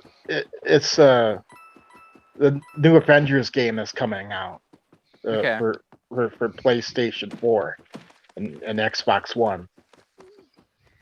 Can I just throw this out there that I'm really getting sick of Microsoft and Sony not releasing their damn pricing for the PS5 and the Xbox Series X, and I just want to pre-order so that I know that I can get something. But I'm also worried that the reason why we haven't heard anything is because they are having production issues with everything COVID related, and that we're going to be hurting for hardware more than what we anticipated. I think what they're doing is they're waiting to see what the other comes up with. Like, they don't want to be too off in pricing, so like one is waiting for the other to take the first step in pricing. Okay, based on the tech specs that I've read about and the production of those materials, it's going to cost about $600 a piece to actually make each console. And they don't want to lose too much money on the console. So you're going to probably guess that the cheapest one will be about $500. Yeah, but you have to remember too that, I mean, everyone except for Nintendo uses hardware as a loss leader, and they make it up on the software. And especially with the rumors that $70 games are going to be the $70 to $80 games are going to be the normal on this next generation. I think that no matter what, you're going to be expensive. It's who's going to take the bigger loss on the hardware. Yeah. But I think Xbox is going to release a cheaper version as well. Yeah, alongside. Rich at Review Tech has talked about expecting an Xbox Series S to go with the X. Yeah, like a but it'll probably be a year or a year and a half into its lifespan. It's hard to say. I mean, I was surprised that Sony's doing an all digital. Yeah, it's really hard to say. I could imagine Nintendo doing one, like an all digital console. They've done 2 of them so far. It's called the Super NES Classic and the NES Classic Edition. Yeah, but like a mainline Nintendo console is what I mean. But see, what I really like about Nintendo is they tend to innovate a lot more than the other two. Even when Sega was around, Nintendo did a lot more innovation, in my opinion. Yeah, I agree. And there's been much talk. I mean, Nintendo's hardware has never been the most powerful. Adam Corlick's done a lot of videos talking. God, I feel like I'm just name dropping other streamers here. But Adam's done a ton of videos talking about the fact Nintendo's hardware has never been the most powerful. Even the first generation that a lot of people think about that is the Wii, but even the GameCube was not as powerful as the Saturn or the Dreamcast. The N64, we all know that the hardware limitations on that just being cartridge based versus disc based. But Nintendo has never gotten into the dick measuring contest. Yeah, but I think the N64 was a little bit different because they tried, to have more power with the 64 bits and all the technologies that the Nintendo 64 had. Yeah, and I mean, part of it true is they've always been worried about piracy. I mean, that's been Nintendo's big bugaboo forever and a day. And then you see how extremely hackable the Wii was, and the DS and the 3DS and everything. Yeah, and I could be wrong about this, but I think the reason GameCube Nintendo got popular was because of that. Yeah, sorry. Go ahead. I think the GameCube is more powerful than the PS2. And hardware-wise, it may be, but the not GD-ROM, because that's what the Dreamcast used was GD-ROM. But the mini DVDs really kind of that's true. tied Nintendo's hands that they just couldn't put as much content on one game. Look at again, we talked earlier about Resident Evil, that the GameCube version had to be on 2 discs. Yeah, and people also wanted to have DVD players at home, so they lost that market as well. Everybody on mic? Yeah, but I think in the long run, I mean, nowadays, do you even use your PS2 or even your PS3 to play movies, or do you use them to play games? Just to play games. I don't care about the DVD player. I would much rather have a dedicated game console than something that does everything. It just means there's more things to go wrong. Yeah, but you say that now because you don't need DVDs anymore. But back then, DVDs were like this very popular thing, and DVD players were like $100, just the DVD player. So you had a console that was like $300 that also has a DVD player. It was a really good selling point for them.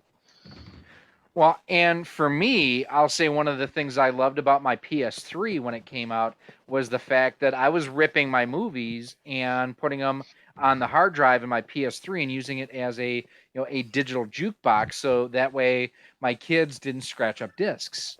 That's actually why I hacked my Wii originally, was because I didn't want them scratching up discs. I have a question for everyone on mic.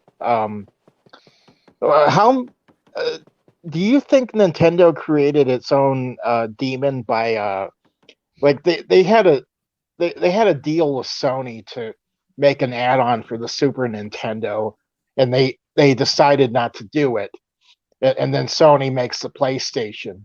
Do you think Nintendo kind of made their own demons there? Absolutely, they made their biggest competitor. I'd say yes and no, and that's primarily because Nintendo originally had to deal with Philips. No, they originally had it. They originally had it with Sony, and what happened was they figured out that the contract was written completely in Sony's benefit. So Sony comes out at E3, they debut the CD add-on, and the very next day, Nintendo is like, "Yeah, we're going to sign with Philips instead. Ignore all that Sony stuff." Yeah. I have a friend that works for Nintendo in Chile, and their side of the story is they got betrayed by Sony. Like, Sony was being really hard to work with, and they were kind of betrayed, or something like that. That's their side of the story. I think it was it's entirely a money issue. That's what it was. It was a combination. It was a combination of money and rights, because the way the contract was written was any software that was going to be on the Super NES CD, Sony got all the money from, and they got the rights to as well. Yeah. Yeah. But I will tell you, having played the Nintendo PlayStation, the thing is amazing. It is so cool. Really? Oh, Wow. I never got a was- chance to play it. Damn. It was a year ago this weekend that I got to see it for the first time at, no, it was 2 years ago in Portland where I saw it first, and then Terry Diebold had it last year, this weekend at the Missouri Game Con. Want to catch up on some comments here. Carlos says he still plays the original Xbox with his son once in a while. One Up John says the PS2 sold well because it was the cheapest DVD player at the time and it played games, so that was a great bonus. And I think that's why the PS3 had a lot of the success that it did too. Thomas says, I wish I could play GTA 4 on my PS3, but it crashes when I drive. That's because you're letting Bird of Prey 5 drive. One Up John also says, I feel like Sony would have gotten into the video game market anyway, but Nintendo definitely screwed themselves during the 5th gen. The N64 would have done better without the PS1 around. I can never pronounce your name. Awazarim. Nintendo hurt themselves, but they always have first-party stuff. But first-party stuff is what carried the Wii U, and everybody considers that to be a failure. Carlo also says, I still play Vice City on the original Xbox. Great game, but is looking very dated now. And again, if you folks, we've got 1 or 2 spots open if you want to join the chat. The link is down below. I'll throw it out here again. I figure we're going to stream for about another 20, probably till the top of the hour or so. I think Nintendo, when it comes to first-party stuff, Nintendo has always had the best games that have longevity. Yeah, I agree. I mean, to this day, you can pick up a regular Super Mario Brothers 3, and it'll still be a great game to play. Yes. Yeah. But And you do they something design their hardware for their software. Everybody hates on the N64 controller, but for Nintendo first-party games, it makes total sense. I agree. I'll be honest with you, I love the Nintendo 64 controller. I think it's probably the greatest controller ever made. Yeah, Wow. I don't Next to have the the Xbox. hate. It's I like a don't have love or a- hate controller. Yeah, and I like it. I will say I do love the Brawler 64 from Retrobit more, but that's not saying that I hate the original. Just that I really, really like what or not Retrobit, Retro Fighters did with the Brawler 64. I mean, it's an awesome update.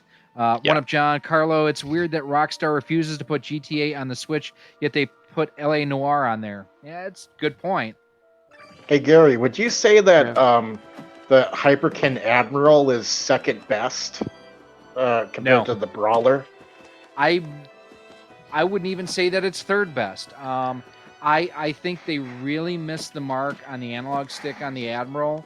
And I said as much in my review of it. If you absolutely 100% must have wireless, okay, do it. But I prefer.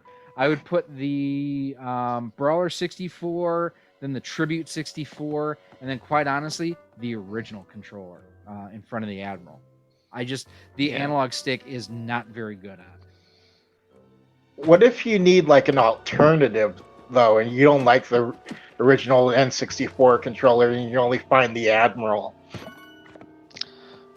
Retro Fighters one, it's great. It's just fantastic.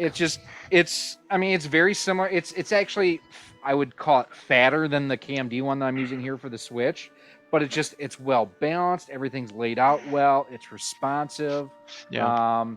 I mean, they nailed it with that controller. Carlo, but I think I think that it would take too much work to convert it. I agree. Yeah, but how long will they consider the Wii a failure? I don't think they consider the Wii a failure. I think they consider the Wii U a failure. Yeah. Excuse me. The N64, GameCube, and even the Wii U is starting to get more love.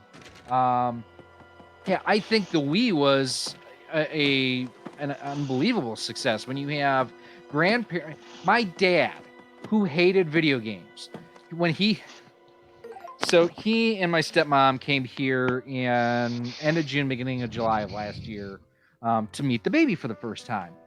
And it was the first time that he saw the house that I'm in now, saw the room that I'm filming in right now, and my wife told me afterwards.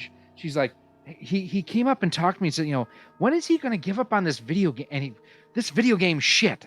There's so much money. I mean, if you guys could go fishing or hunting or something like that, it's like, he never got video gaming, but he bought a Wii for Wii bowling. You cannot underscore that level of adoption rate across people who haven't video gamed perhaps ever, or people who bought it for things like Wii Fit. I said earlier in the stream, I don't know if John, I think you were here. I don't think Mike or Jorge, you were here yet. I bought a Ring Fit Adventure tonight.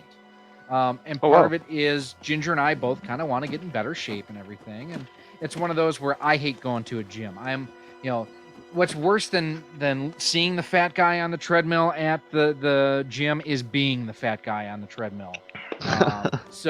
But I mean, come on.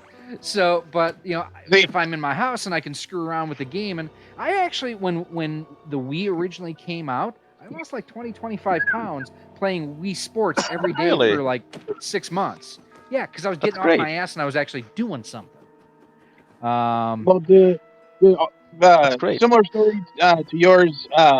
My grandfather, actually both my grandparents on my mom's side, hated video games when I was growing up, to the point where they literally would say that, video games are the devil. If you bring a video game into our house, Game Boy, they would smash it, they'd break it. Yeah, it's going to rot your brain.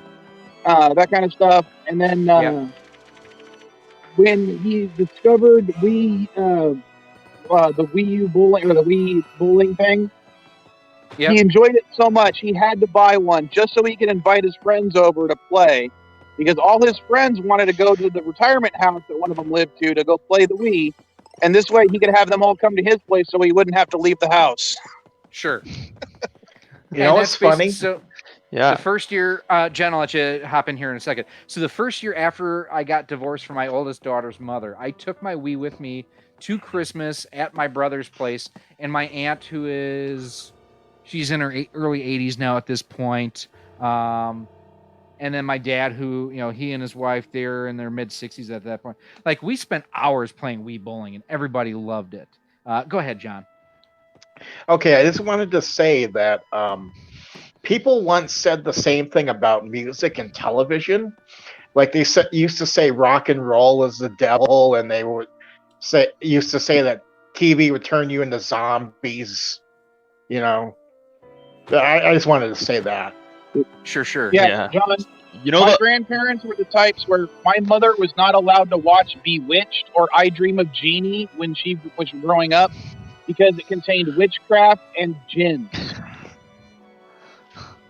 What? So yeah, that's how religiously biased they were against anything that was new and different. And then of course my grandfather still ended up buying a Wii.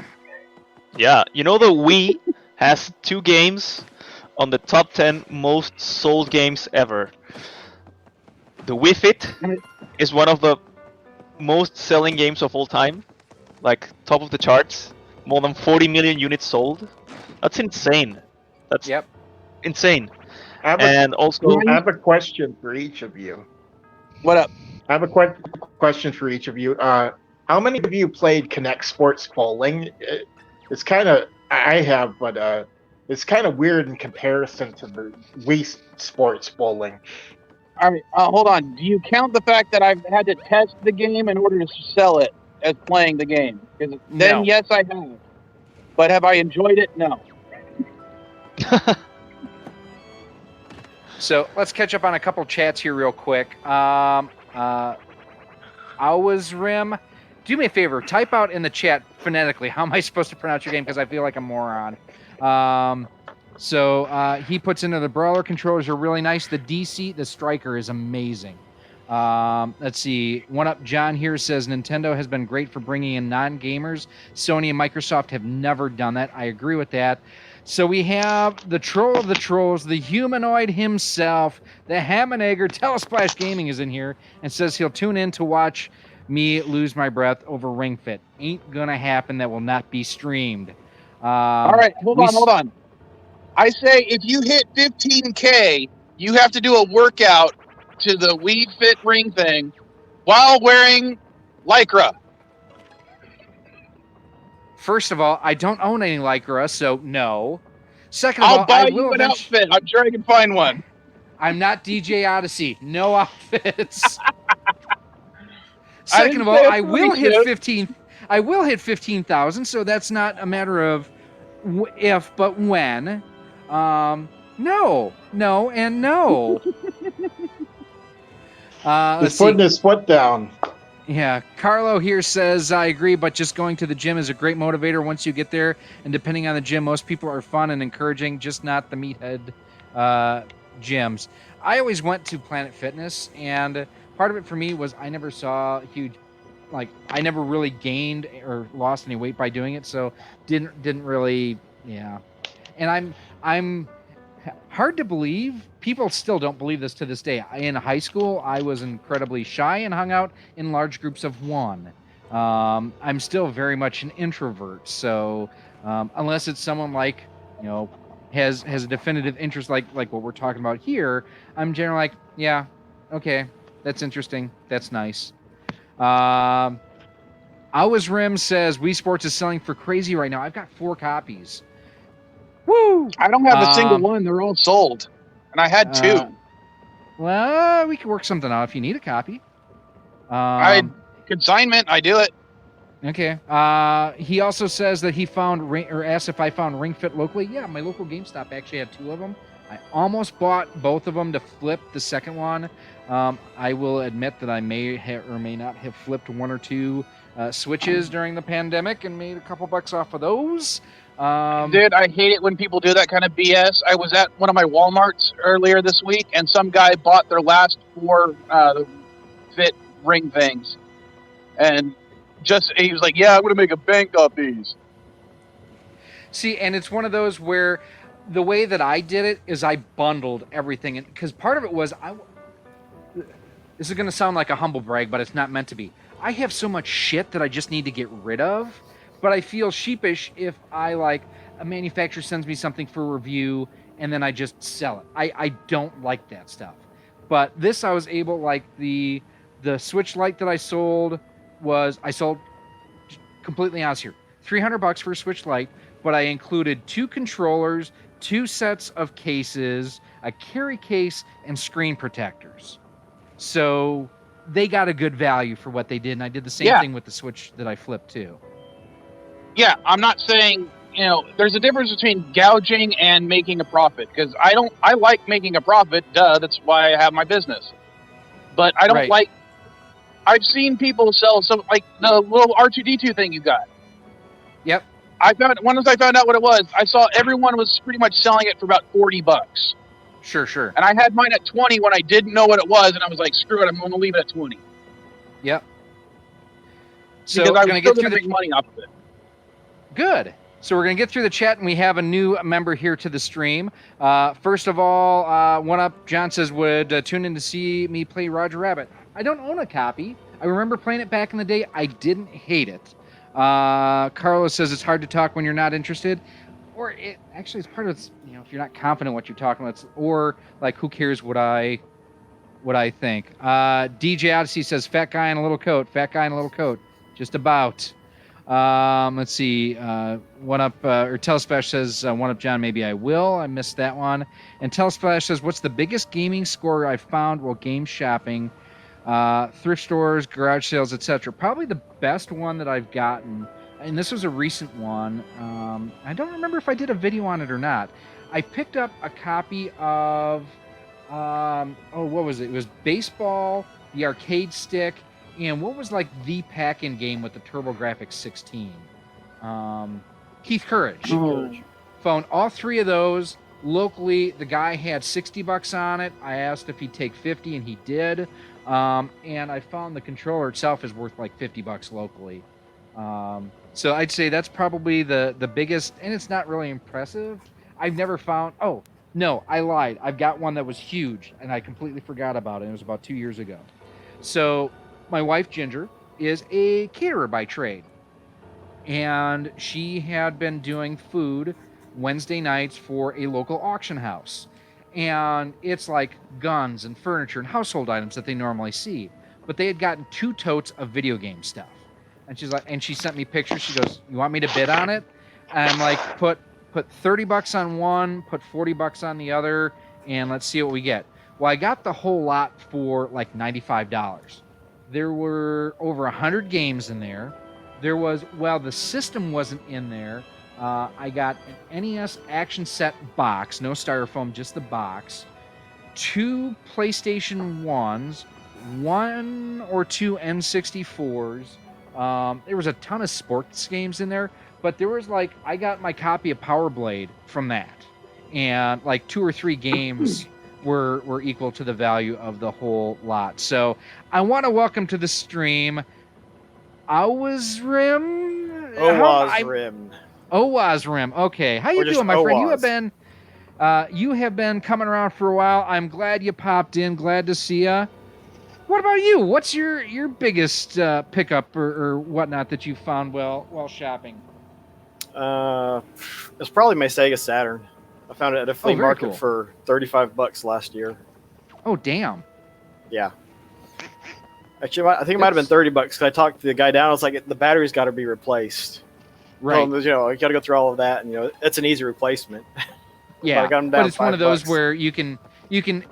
It's also one of those things where it's an easy negotiating tactic as well. Yep. And he's like, all right, I'll go to 30. So it was cool. I went to the local comic shop, and because I didn't have a game for it, I went to the local comic shop. I know the owner, and I was like, hey, I just got this. Do you have a game I can borrow or something? It's like, well, here, just take this. And he let me just fire it up in the store and test it out. And it's like, sweet, it works. Yep, very cool. That was cool. Well, So, I think my greatest find, at least monetarily, was I picked up a copy of Fallout 3 for $25. Now, you might be thinking, why is that such a big deal? Because it was the demo of the Black Isles Fallout 3. Okay. And when I was in a pickle, I ended up selling it for about $1,200 to a collector.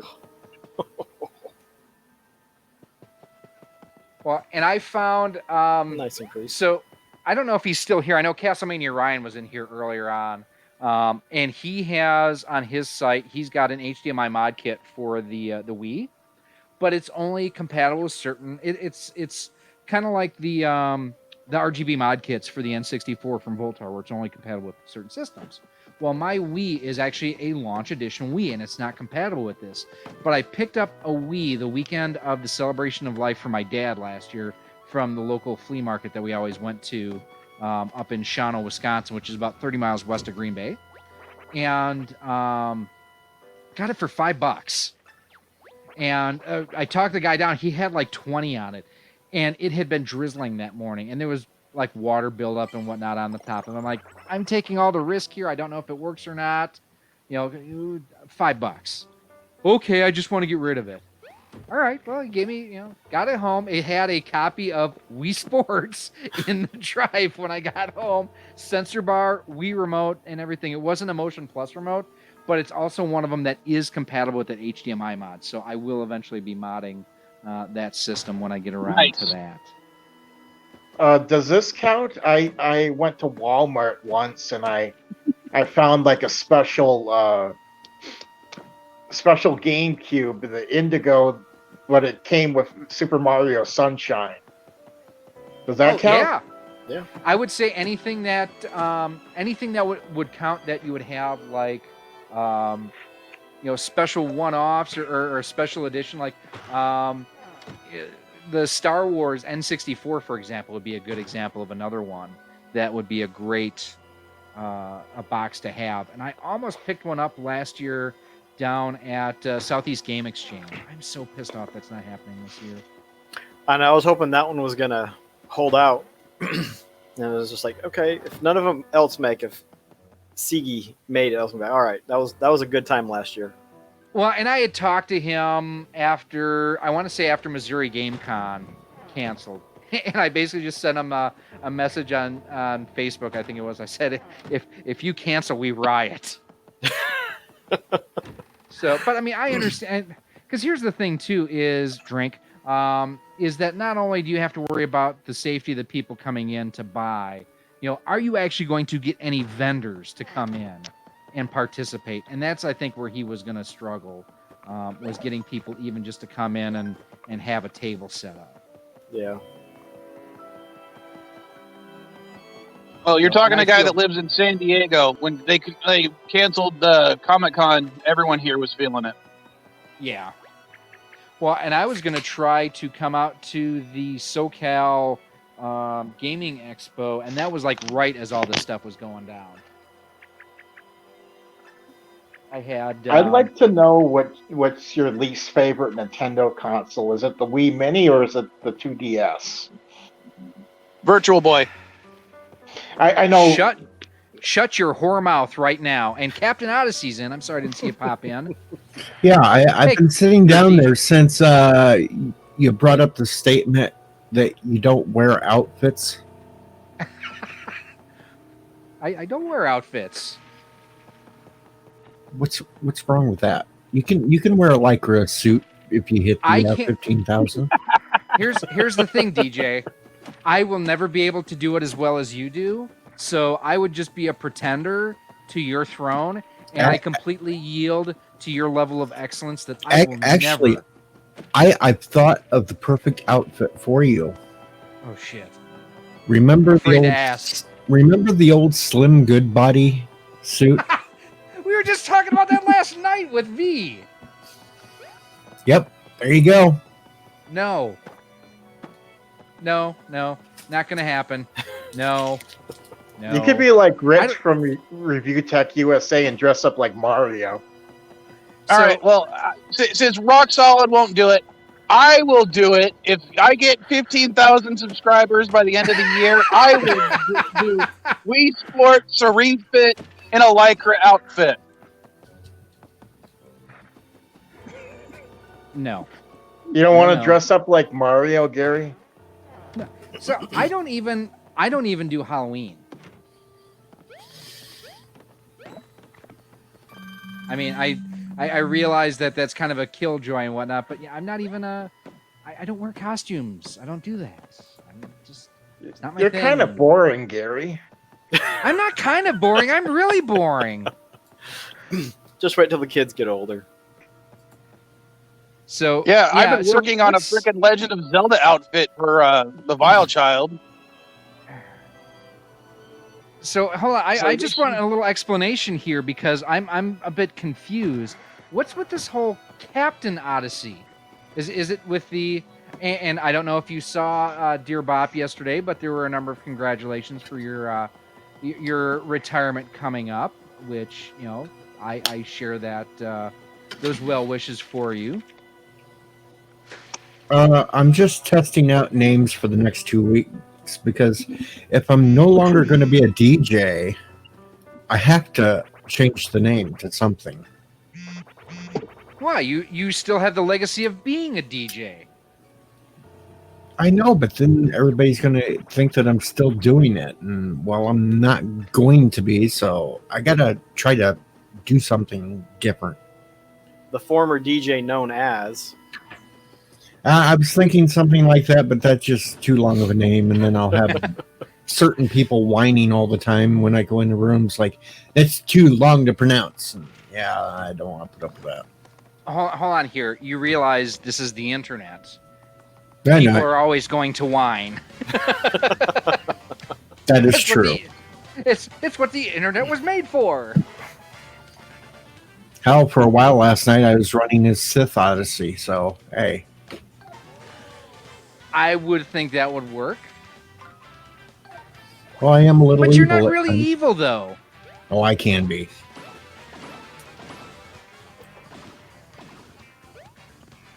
How about... You got the evil laugh?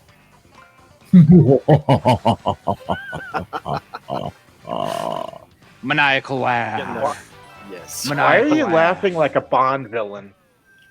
I've been... That's what you Yeah.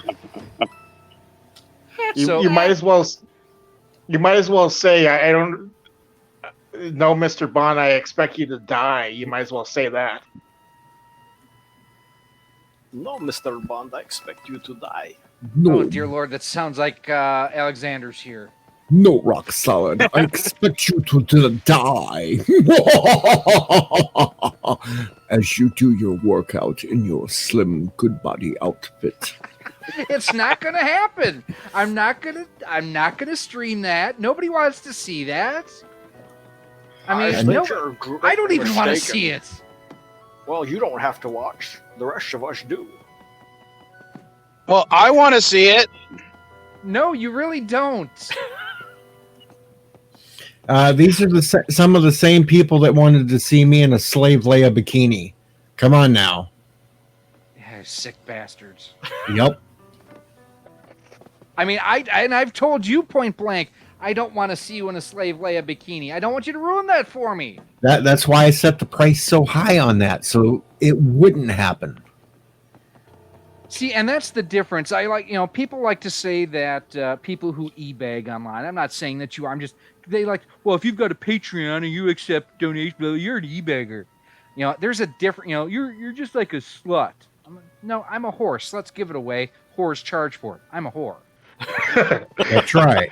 You know what, Gary? You probably, Know if you ever got in shape, you'd probably look good as Batman. So Hang on you here. just put- Hang put on on. the bat Hang suit. on. You have to remember, round is a shape.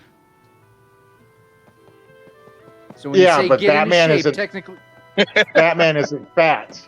It's Fat Man. did you? Okay, hold on here, boys. We need to educate our good friend John here. There is Because- comic books race back. I'm just DJ. I need you to confirm this for me that the Adam West Batman had a paunch. Yes. Yes, he did. Yes, he did. Yes, So he did. yes, you can have a chubby Batman. Batman. He was having So a one- bad month. Who's having a bad month? I said Adam West was having a bad month. He Yeah. dipped into too much ice cream. That was the entire run, though. He had the punch. Yeah. It took Can him we a while get to some work it F's off. in the chat for Adam West? Or R.I.P. Adam West. So And no Thomas Potts. I'm not calling myself Furry Odyssey. Furry Odyssey. I was just going to bring that one up. I Carl was laughed going at to that. suggest Furry Odyssey or Onesie Odyssey or Bunny Odyssey, Unicorn Odyssey. So, all right, all you sick bastards out there who want to see me play Ring Fit Adventures, you know what? Pay up. There's a Patreon. There's donations. You want to see this?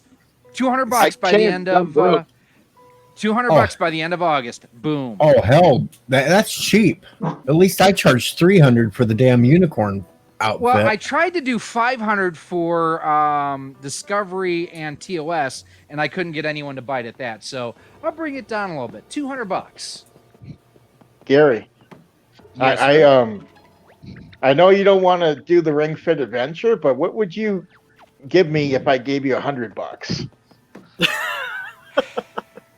A lap Would dance. you- Would you review something for? Would you review something for me? What are you Let me selling? put this. I will put Himself. this way to you, John. You have been a good supporter of the channel for a long time. If you have something that you want me to review, just ask. I want you to review the Atari 2600. I don't have one. You can come borrow you mine. Although no, I never really. I had one as a kid, and I had one of the wood grain ones. I just never had the love for that system that a lot of other people did. Like Metal Jesus, absolutely, that's like one of his favorite systems of all time. And I haven't picked up. You know what, John? I will make you a deal. If you really want me to do something on the 2600, I will look into the Hyperkin Retron 77, because at least then it's got the HDMI out. It's something a little bit more modern that those who have the system may be interested in. And I've thought about doing a review of that for a while. So if you want, I will do a review of the Retron 77. Okay, I have something else for you if you don't want to do that. What No, if you I'm fine doing that. What if you do an unboxing for the Wii Mini if you haven't already done that? I haven't. I don't have one, and I haven't seen one locally in a while. You got to go to eBay, man. I don't I like don't going know to what- eBay unless it's someone I know, like our good friend Vile Mike. Who, if you want to go ahead and throw the link back out again. What if I'm on I my send phone you now. one? It's hard to do that Okay. on my phone. Okay. You do know I'm only 3 hours away from you, and if I have to, I will bring you a 2600 to test with. Well, And I I will will tell you- check my stock. I might have one that I can send out to you too. I don't. I haven't been selling the consoles because they suck to ship, but I'm pretty sure I've got at least 3 or 4 2600s right now. The way I see it, there's no escape from it, Gary. You'll have to do it. well, here's the Although thing. I might also Drink. have a flashback I could send you too. The Atari 2 flashback. The floodgates are open. Oh, shit. Thanks, John. Well, no, I can honestly, I can get an Atari 2600 locally from Adrian at Live Action Games. So I know I can do that. All right, I'll talk about that, and I know I can get. He's also got the Retron 77 there. So, all right, Gary, it's not like I'm asking you to wear a tutu and do a ballerina dance. I'm not asking you to do that. The I second know point, it's- I'm asking you to do wear a tutu and do a ballerina dance while reviewing the Atari 2600. That's an Eh. added fee. and secondly, I have the second point here.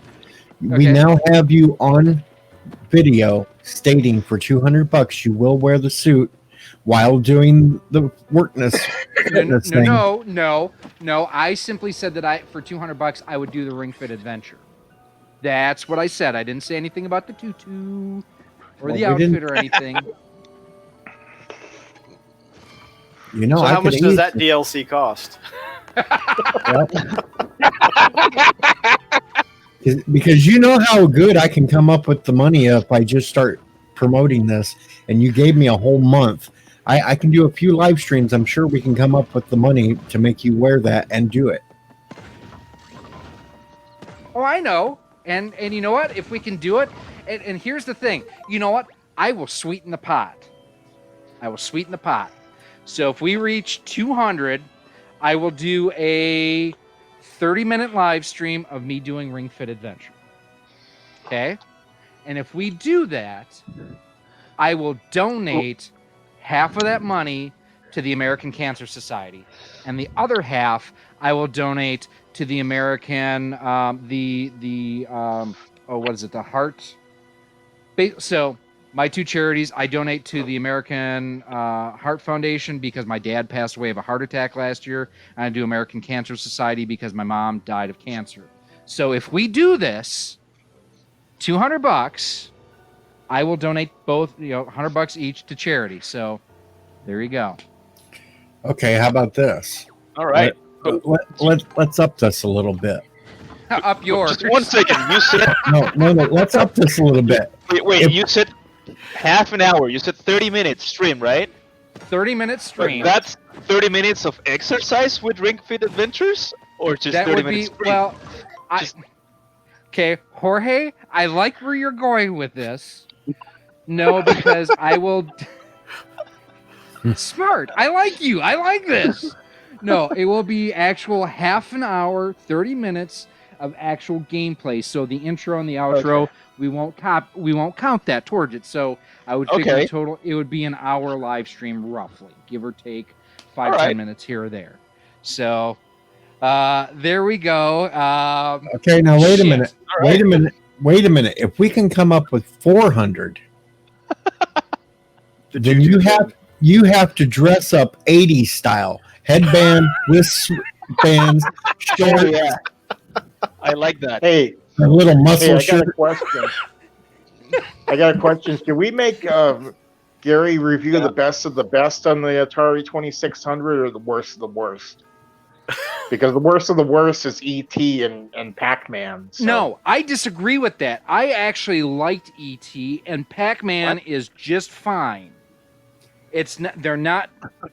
So E.T. you Yeah. have to remember was basically done in 8 weeks, and for what it is, once you understand what you're supposed to do, it's just fine.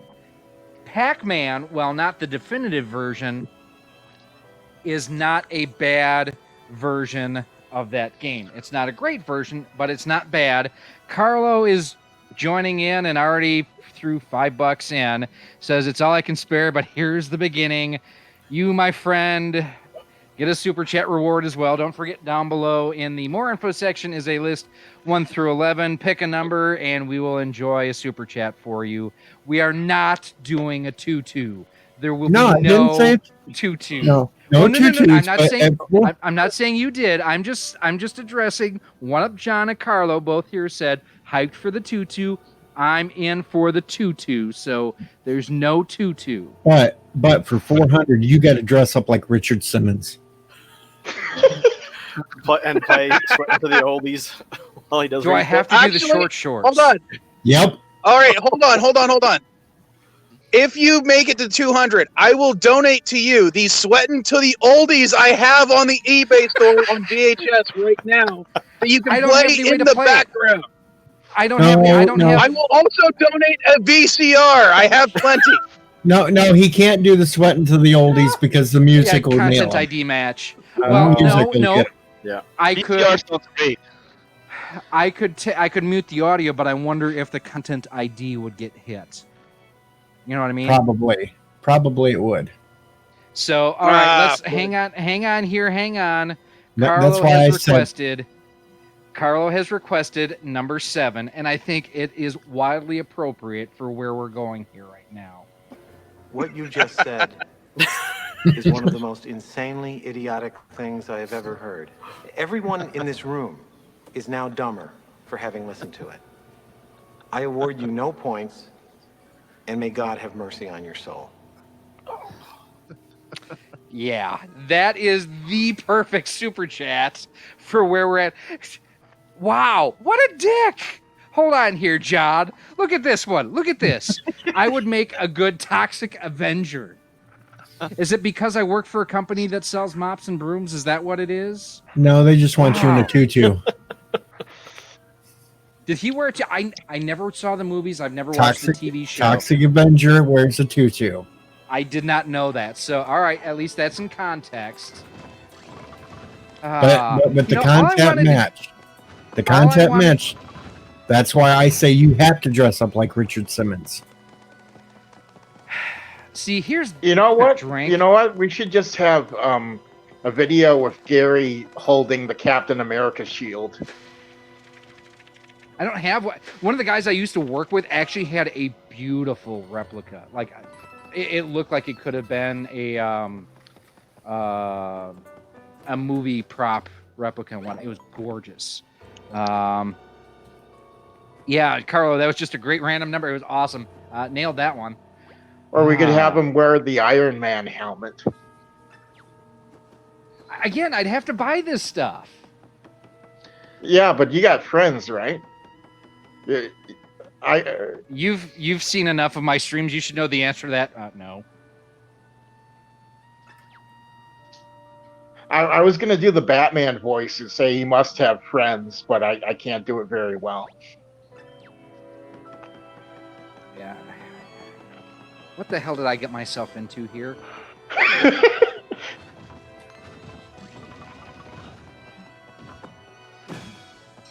You can just review the Atari 2600. You don't have to do any of that other crap.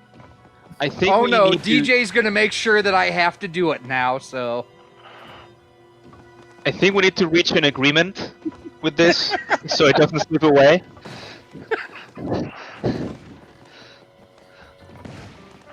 I think $200.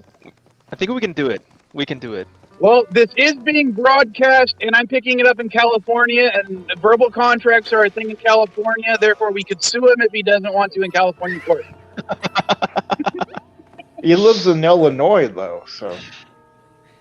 You know what? but Do I point out all of your mistakes? No. I only lived 3 hours from him, so I could come haunt him in the pink bunny outfit. Oh, don't tease me, DJ. Don't tease me. Are you embarrassed, Gary? No, I've got pants on. No. I'm not When. I'm not bare-assed at all. Oh, okay.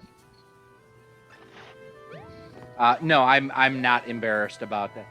You know what? Like I say, and that's why I threw out there. If we can raise it, I would absolutely make the donations to my favorite charities and whatnot. It's stuff that I believe in. So, yeah, it's all good stuff. Great. And that's why I said double the amount if you'll just also do it dressed like Richard Simmons. No Momo stuff. There will be no Momo on the stream. No. I just, the reason why I asked for that Atari 2600 review is because I just want to see somebody talk about it. Yeah, really, no Momo. So in the interim, and like I say, I'll talk to Adrian probably tomorrow. I've actually got one of the pound HDMI cables he had gotten and had a cold solder joint on it, so he wanted to know if I could fix it for him. So I'll be doing that and actually a review of that cable too. But when I take it back, I'm sure that I can borrow a 2600 from him, and I don't know if he's got any Retron 77s in right now. If not, I know he can get them.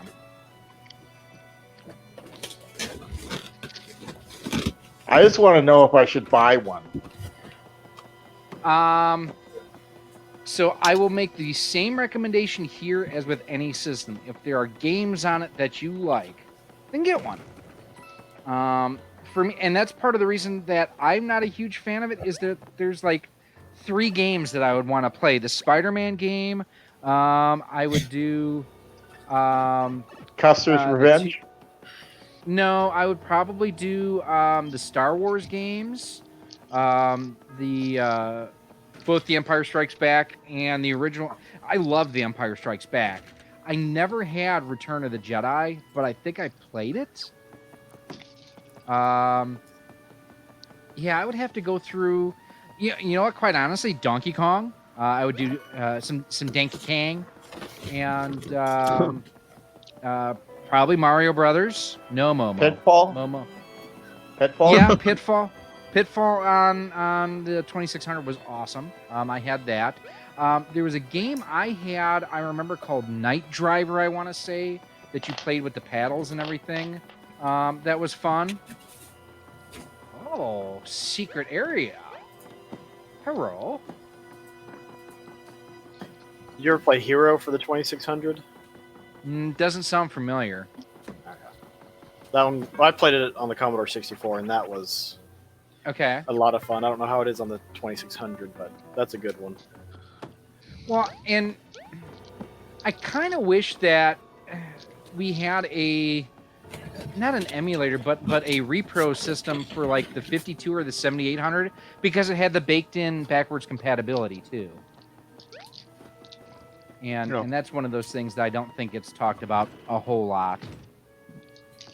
I actually think there's more shuffleware on the Atari 2600 than there was on the original Wii, Oh yeah, that's what caused the video game crash. I don't know how many bad games. I bought a box of Atari 2600 games for like $5 here in Chile, Sure. and the box has like 120 games. I've tried half of them. They're all bad. It's just insane the amount of bad games that console has. Yeah, it's just and that's. I mean, when you have games like Porky's, I mean, dear Lord. Yeah. Custer's Revenge was this weird perverted game. Wait a minute, what Porky's game? There was a Porky's game on the Atari 2600, and there was actually like sex scenes in it. Have you never heard of that, DJ? No, I never heard of that, but I was a little kid at the time, so Yeah. it was probably held away from me at that point, but Yeah. Was it a mainstream release or was it just like a homebrew? No, it was a mainstream release. No, stores. AVGN did the whole video on, Atari porn games or something like that. Yes. It's Yeah, he's right. Crazy. There was a Porky's game. Wow. Here, let me do this. Jorge, are you not in the chat? I don't think so. Oh, I thought you were. Okay, never mind. I was going to make you a mod, and if you wanted to throw that that link out there. Okay. That was the only reason why I asked. Yeah, just put some character in for the. Atari. Superman for the Superman? Atari and Spider-Man are kind of the same. Spider-Man, you just crawl up a building and you go higher and higher and higher. And Superman, you fly higher and higher and higher. Right.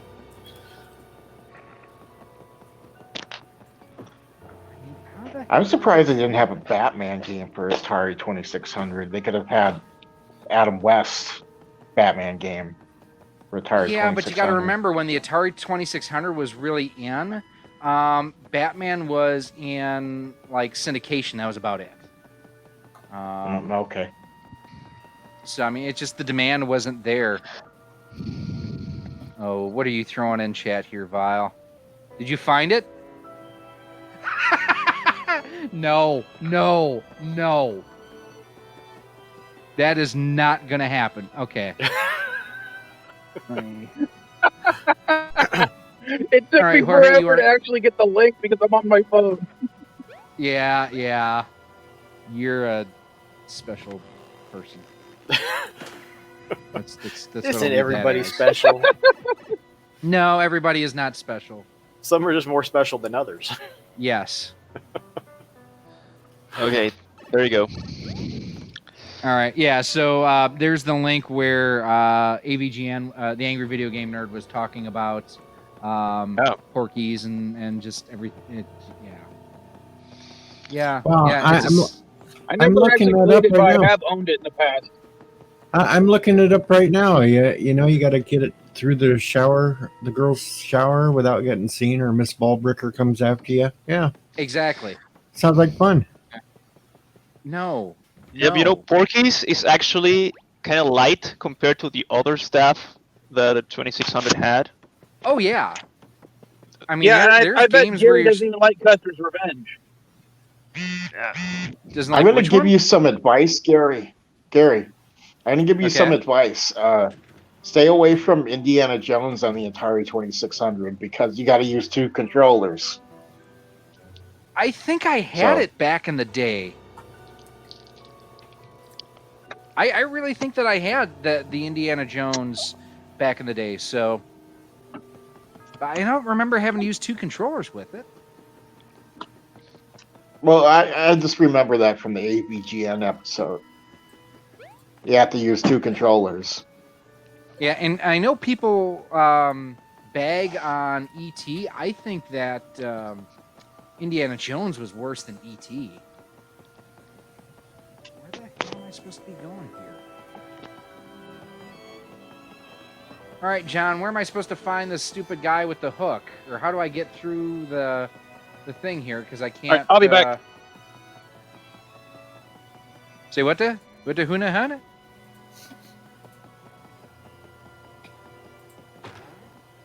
I heard something. I don't know what that was. So. Said he'd be back. That's all I know. Oh, I wonder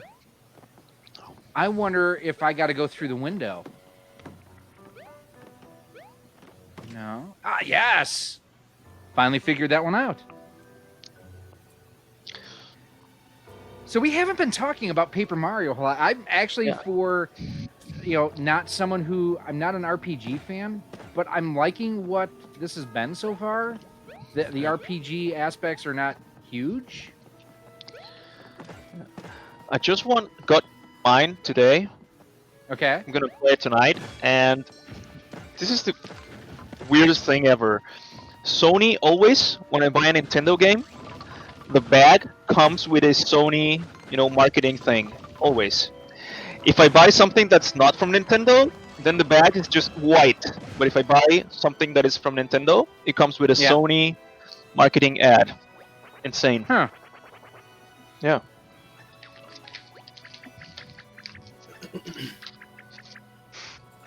Did anyone, by the way, if you're Lego fans, anyone see that NES Lego set that they just announced and they're now taking orders on? Released today. Looks Yep. amazing. Yeah, It I looks was- super How many of- interesting. How many of you gotten the Lego Batman game for the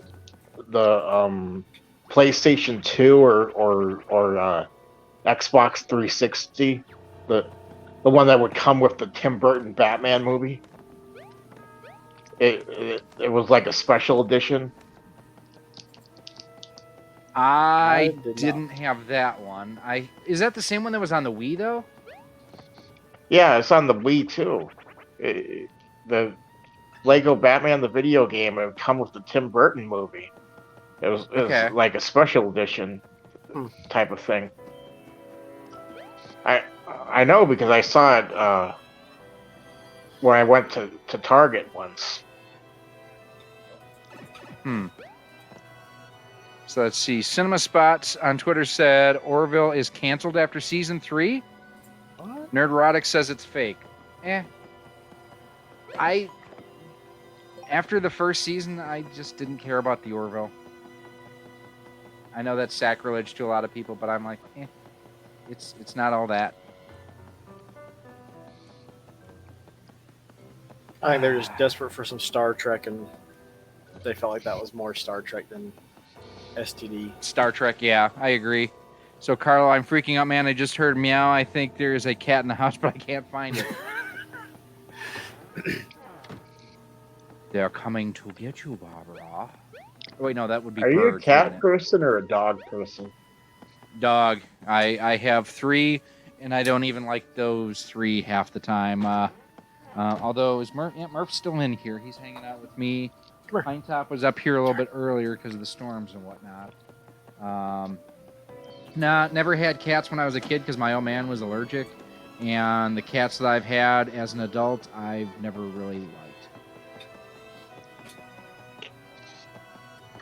Meow. Why did we stop talking about the Ring Fit Adventures thing? Got it! Let's see, Yeah, where's I the need to know band- where I can post the link for whenever I get back to streaming. what do you mean? So I can help get the $400 raised. Yep. How many of you will have played Blast Corps on the N64? I played. great I have. Uh, It's a great I game. have it. I haven't played it though. It's a good game. Great game. Really good. Hang on.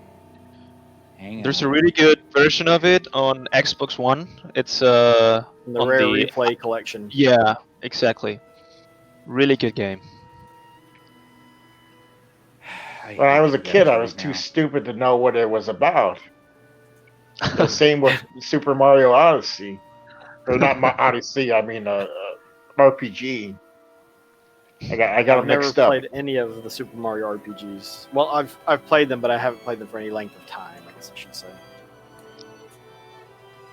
Well, and I will say too, the one game that I whiffed on as a kid, I guess I would have been a kid still at that point in time, was Mario World 2, Yoshi's Island. Completely thought it was a baby game. I Well, almost beat the sort of. first time I rented it from Blockbuster. You're gonna hear that Yeah. baby whine a lot and cry and oh. You will mute the TV or whatever You you, know what? have the audio coming through. Mute it. I have a ROM hack that makes the baby not cry. Oh, that's beautiful. That's the whole thing. That's the ROM hack. The baby does not cry. So It's I great. just threw a link in the chat. That's if you guys and gals want to make Ring Fit Live happen. Which Yes. why do you want to see this? Why? Why do you want to see this jiggle? Because Misery we're, loves glut- company. we're glutton for punishments. I mean, do you want to gouge out your eyes that bad? How many times have they wanted to gouge their eyes out by making me wear onesies? Dude, I've at least said I don't want to see you in the Leia. I have tried to pay you not to wear the Leia bikini. Don't ruin that for me. And Carlo Albanese in here says, Sunday.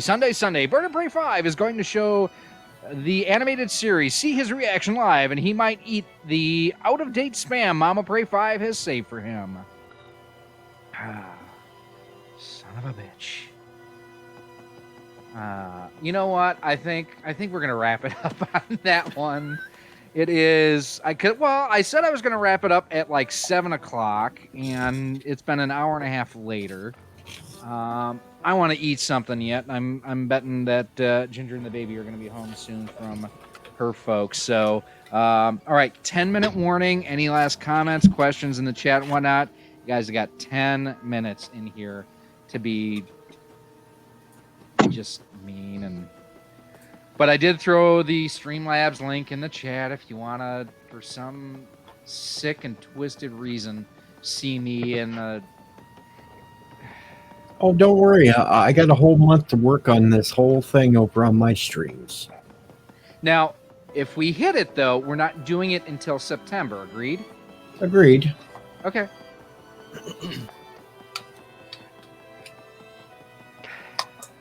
At least I'm not asking you to play Dr. Jekyll and Mr. Hyde, Gary, on this NES. You know what? I've never played it. I've obviously seen the AVGN episode and everything, and I mean that's really what made that game famous. But I don't have any knowledge about that versus what I've seen from that. I'm not getting any hamster, and if you're not getting that hook, unless you go to the brick building by the port. So what brick building by the port am I going to? You could always throw an ALF on the Master System. I've never played it. I have a Master System. I love my Master System. I don't want to hurt my Master System by putting ALF in it. What game? ALF for the Master System. Or what about Gremlins? Gremlins 2 for the NES is a great game. I don't think I've ever played that one. I had, yeah, rock solid. You pulled an anti-tracker. Keep going, F you or any. I'm giving everybody enough time to say their final goodbyes, have their inputs, all that stuff. So easy there, Pots. No Leah bikini for DJ. Yes, we need to get this trending. I agree with this. Hey, do you have a Commodore 64? No. We did not have a computer when I was a kid. I will completely take the Leia sleeve bikini option completely off the table, no matter how much they tried to pay me, as soon as I hit 1,000 subscribers. See if there's anything up there. So how the...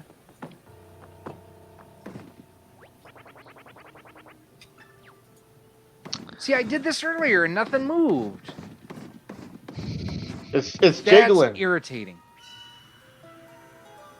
See, that's irritating because I was hitting that shelf earlier and it wasn't working. It was jiggling, though. Well, that was more me. Yeah.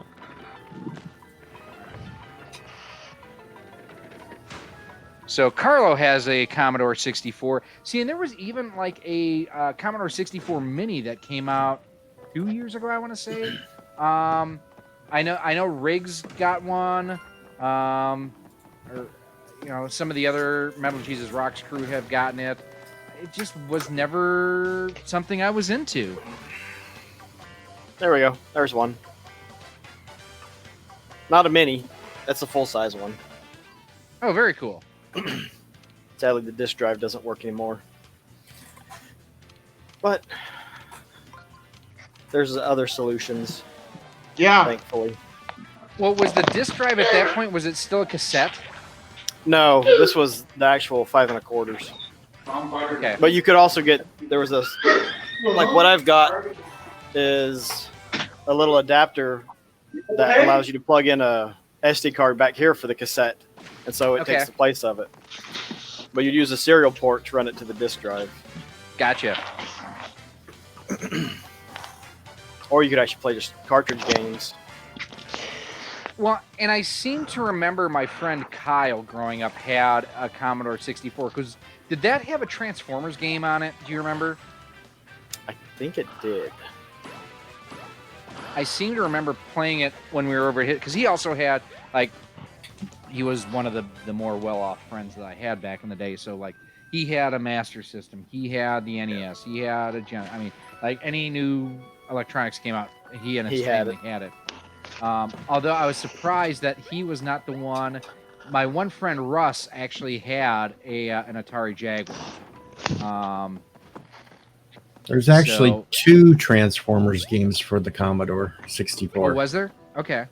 The Transformers, and then there was Transformers Battle to Save the Earth. Now, one of them was more like a text-based game, I want to say. The first one came out in '85, and it was for the 64 and Sinclair Spectrum. Okay. The second one was just for Commodore 64. Okay, so besides Gary, how many of you have seen Goodfellas or Godfather? Been a while, but I've seen them. I've both. seen them. Nope. I haven't seen them. Here, hang on. I'm gonna grab. Hell, something real I've read quick the book for Godfather. What's the book like? Long here. and boring. A lot of pages. Reading. Here. No, I meant the That's one of the ones story. where Was it- people don't say the book was better. That's a great game. Really Yeah, good game. Sunsoft games were. I just can't tell what it amazing. is. Oh, here, I'll put it back up again. What game was that? Hang on. Gremlin. I can't see it. My screen's too small on my phone. Gremlins 2. Oh, okay. To me, I'm like, that just looks like any old demon from any game. Oh, please don't mention Demon and Swords on here, because then you'll get Ryan from Castlevania Games on here, and he absolutely loves Demon Sword and chastises me every time that he can to try to get me to play that game, and it's just terrible. It's so bad. I picked that one up, Demon Sword up, because the cartridge has this weird gray.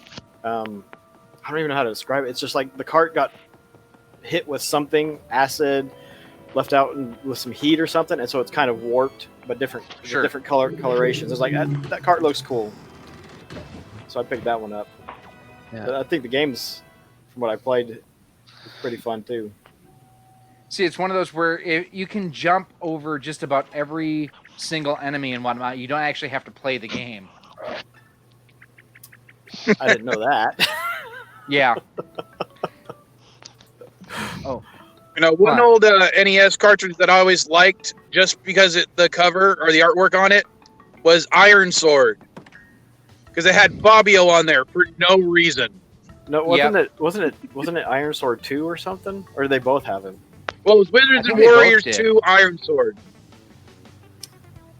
Yes, that's what it was. Yeah, it was Wizards and Warriors 2, and it was the colon Iron Sword. Yeah. Dark Psycho Meow, hello, welcome to the stream. Now, I'm going to go ahead and I'm going to turn up the music here real quick. I want you guys to hear the Underworld music here, because it's actually pretty cool, so...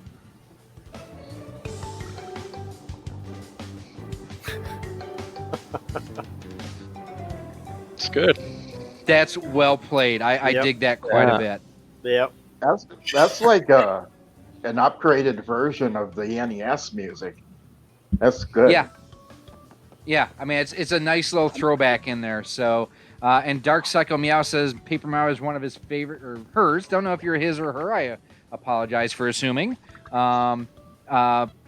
know, I'm not a huge RPG fan, but I did like Paper Mario on the Wii. Yeah, I think the only Paper Mario games I ever played were on the N64 and in the GameCube. I haven't played any of the other ones. Yeah, and it debuted on the N64. Yeah. There's this one on the 3DS that is called Sticker Star. Sticker Star. It's That's really actually good. really good too. Yeah. Fantastic game. Okay, well, then I'll have to make an addendum, because I technically played that one, but again, it was only to test it before I sold it. Oh, really? It's really good. You should.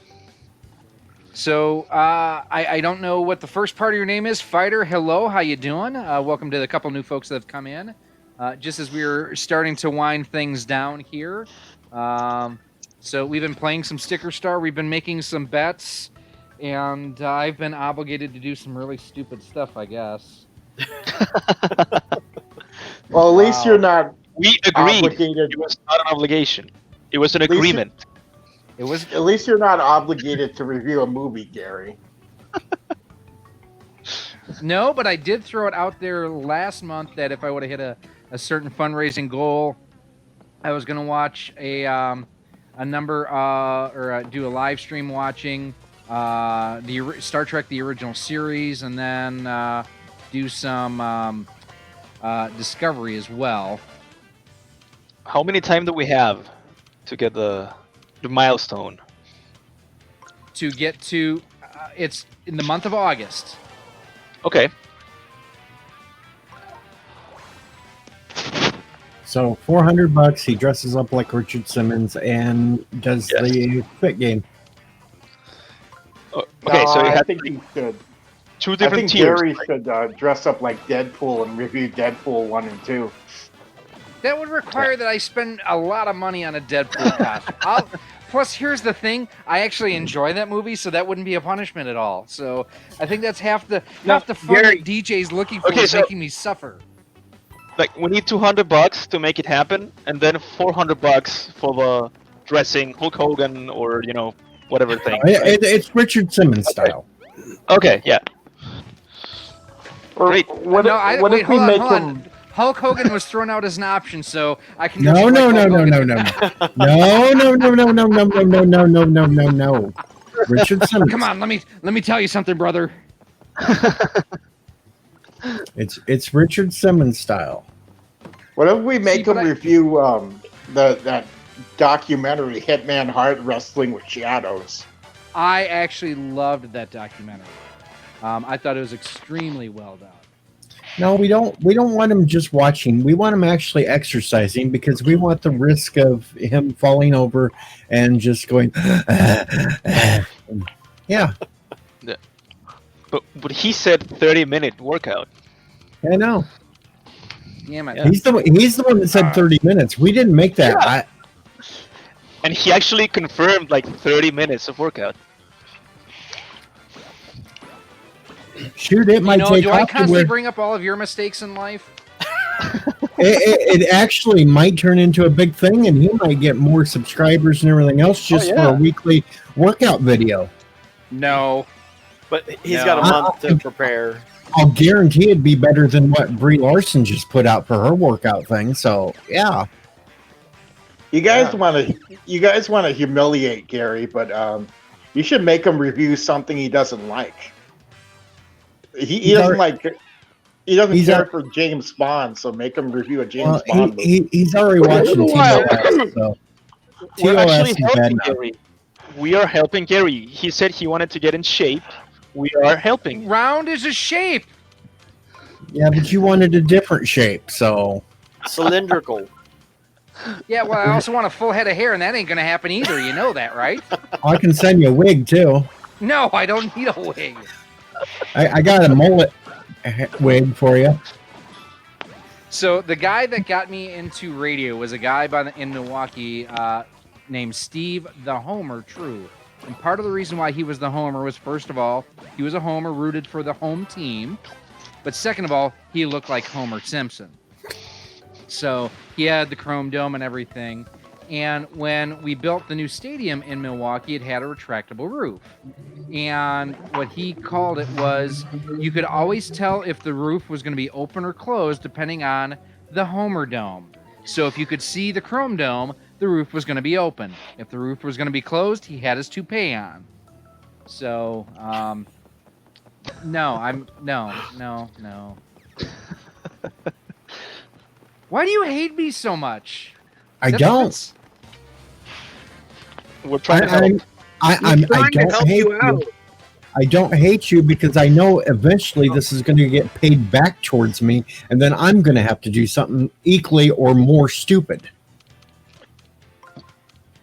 Wait, are you trying to imply that you Gary, haven't already remember- done something that's stupid? Well, I've done lots of things that stupid, but it could get worse. I don't hate you, Gary. I just I started to like you less when I found out you didn't like, or when I found out you didn't care for James Bond and Alfred Hitchcock. That's all.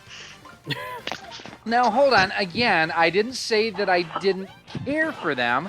I just said they weren't my favorites. I don't dislike them. I don't hate them. I don't begrudge anyone who likes them. They're just not like a go-to for me. Just like what TOS. is? No, TOS I kind of actively hated. I'll admit that. I had more disdain for TOS. Now, again, TOS TV, and there's still a lot more bad TOS TV than good, I think. Okay. Damn it.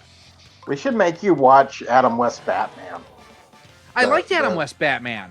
That wouldn't be a punishment at all. I got punishment. I have punishment. I just did season 3 of Adam West Batman, because that's a bad season. No. I got the punishment because I just did a review of it last What week. am I being punished for? I'm entertaining you. What the hell? Here's the punishment. Galactica 80. Doesn't mean anything to me. I've never seen it, but I've heard nothing good about it. You don't know the Battlestar Galactica sequel, Galactica 80? Nope. I don't want to punish you. I really don't want to punish you. I just want to Galactica know. 1980. That's not how it seems. I just want to know if Ring Fit Adventures is worth it or not. That's it. That's if you can find it. Oh, I got copies of Galactica 80. No, Ring Fit. Oh, no, he's talking about Ring Fit Adventure. Here's the thing. So, quite honestly, if you are on Twitter, follow a Twitter user by the name of Cheap Ass Gamer. He does in-stock alerts for Switches, Switch Lights, Ring Fit Adventure. If you're looking for a hard-to-find thing, he will have updates for it. Seriously, he is outstanding. That's cool. Those things happen in the US, because in Chile, Ring Fit Adventure is not that popular, so it's not out of stock. You guys haven't been following. Go ahead. I was gonna say I don't know that it's even that popular as much as I don't know that they've been able to get production to where it needs to be. Yeah, maybe that's it. And with everyone You guys having to stay haven't been home, all of a following. sudden it went boop in popularity. It just You guys haven't been following Raymond Stavalis or whatever his name is. He's on YouTube. He reviewed Ring Fit Adventure. So GameStop Never heard of has him. it. No. RGT 85 did a thing also. I Did he think. really? GameStop's I'll even have open to yet? talk to Sean about it. Yeah. Actually, I think RGT dressed up for it. It wouldn't surprise me. So, all right, this Yeah. is the last battle, and then we are calling it a stream because you people hate me so much. I don't know why, but you do. If we hated you, we wouldn't be here. Yeah. Well, you enjoy watching me suffer. I mean, you're sick and twisted, which is why we get along so well.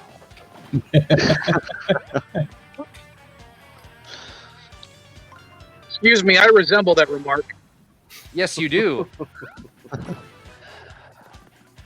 I'm really liking the music on the game. Yeah, Really good. overall, like this battle system I don't care for. I'd rather just stomp on an enemy if I could, or use the hammer to fight them. So I'm not thrilled about that. But I love the graphics. I like, so far the story has been good. I'm just, the RPG aspects of it I can do without. Uh-huh. Yeah. I don't know what happened with the Mario RPG original system. That was good, like classic RPG system. I don't know why they ditched it. I think what happened with that is the fact that Square made the original. Yeah. And so they pretty much lost the not the license, because I mean it's their own IP and everything, but that's why I think originally it was supposed to be Paper Mario was supposed to be Mario RPG 2. Yeah. I forget who. I was watching someone just earlier today on it, and they had brought that point up.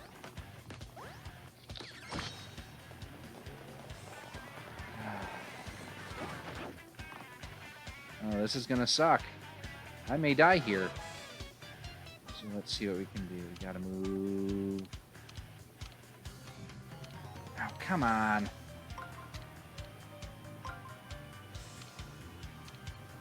Oh, that's what I gotta do. I gotta do this, and then I do this, and then I do that, and then I can attack. All right,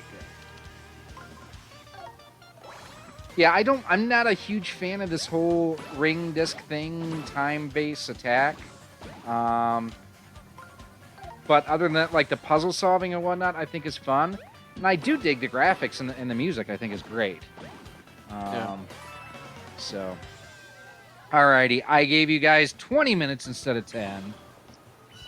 See how giving and nice I am? And what do you want to do? You want to punish me. You want to make me have to get my fat ass up on a stream, working out, which nobody wants to see. Sweating to the oldies.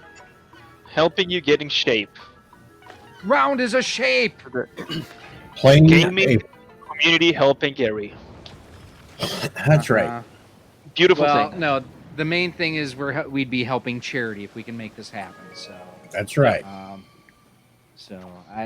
don't think that anyone expected that when I threw that out there. So I will, throw that as well. That we'll do a charitable donation to the American Cancer Society and the I think it's the American Heart Foundation. But any final questions? Any final comments? Let's go down the line here. I didn't see John had dropped out. So, John, thanks for coming in, as always. Vile Mike, throw your link out one more time if you can. Otherwise, anything else you've got coming on your SD Game Swap on eBay? I'm not going to be... I'm going to try to be posting some stuff next week. I got the next Voltron review coming out tomorrow, and, of course, my Sunday CNA stream at 9 o'clock Pacific a.m. Very cool. Jorge, what do you got going on? Anything special? I don't have a YouTube channel. I just watch you Just guys. in general, you got pickups or something you're playing or anything like that I'll going be on? playing Paper Mario. I just got it, so Okay. I'll be playing that, and I'll be playing some Virtual Cop for the Sega Saturn. I just got Very cool. this thing right here. This is the Justifier, I think it's called. The light Okay, gun. hang on, because I'm going to put you full screen here real quick. Yeah. So we can So all this see is- that. Look at that. So I've been using this TV and the Saturn to play the game. So I'll Very be doing cool. that. That's awesome. Yeah. Oz, how about you? I am in the middle of moving, and so like this is my collection or part of my collection. Just trying to get everything situated and sorted because everything's just hanging out. I had to get stuff out of boxes. But I have a new Sega 8-bit console computer that I'm Okay. hoping to get unboxed this week and stream it on Twitch. Very cool. That's great. That's great. And the furry bunny. Yeah, the furry bunny. You can find me at my YouTube channel, same name as me, and we just do random live streams, play Jackbox games, and Thursdays we do a Let's Talk where we pick one specific show idea or something, and we have a panel and just talk about it. And next Thursday at 8 p.m. Central, because Central is the only important time zone because everything revolves around us, we're doing a review of Stephen King's The Stand. And Vile Mike dropped out later, my friend. I gotta say, I wish that I could have been in there more. Go back into Captain DJ Odyssey's. Actually, you know what? You should be a Commodore. That's what you should be. I don't know. I'm still playing with the name. It's still DJ Odyssey to find me, but Sure. But check out his live stream archive from 2 nights ago. Was it last night or 2 nights ago? 2 nights ago, I think. 2 nights ago was the miniseries and the final battle, and then we did like Stargate, all the Stargates the week before, and Yep. So definitely check it out. I thought it was fun. Check out everybody else out here that's in the stream. If you've got a channel and whatnot, definitely check everybody out. I just want to take a second again. I know I did it the other night. I'm going to do it again here. And just say thanks to everyone for following, sharing, commenting, subscribing, leaving comments, thumbs ups, the donations and everything. Yes, even if we do sweat into the oldies, son of a bitch. But seriously, thank you With all rock for everything solid. that you have done for me and for this channel. And again, too, I want to just throw this out there. This weekend should have been the Missouri Game Con. If you know of a convention that's happening or that should have happened in your area, hit them up if they had already ordered any merchandise or anything like that. See if you can go ahead and still purchase something. I know, like the Midwest Gaming Classic that was supposed to be in Milwaukee back in April, they did. I still need to order a shirt from those guys. But there's still ways that you can support the retro and modern gaming community through times like what we have going on right now, which is pretty unprecedented. And above and beyond that, you are sick and twisted people. And instead of sweating till the oldies, shouldn't it be rocks in the solid? Don't ever say that again. Don't just.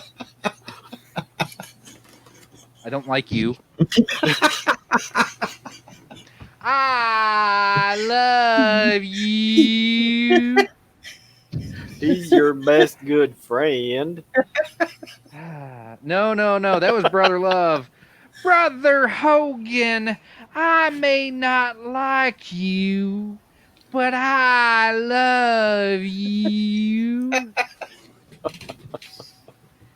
That is almost as good as this one here. I must tell you, very good, golly gosh. If you are needing tech support, we are able to help you with that as well. So I don't think you know what you're talking about. You're needing to move along, please.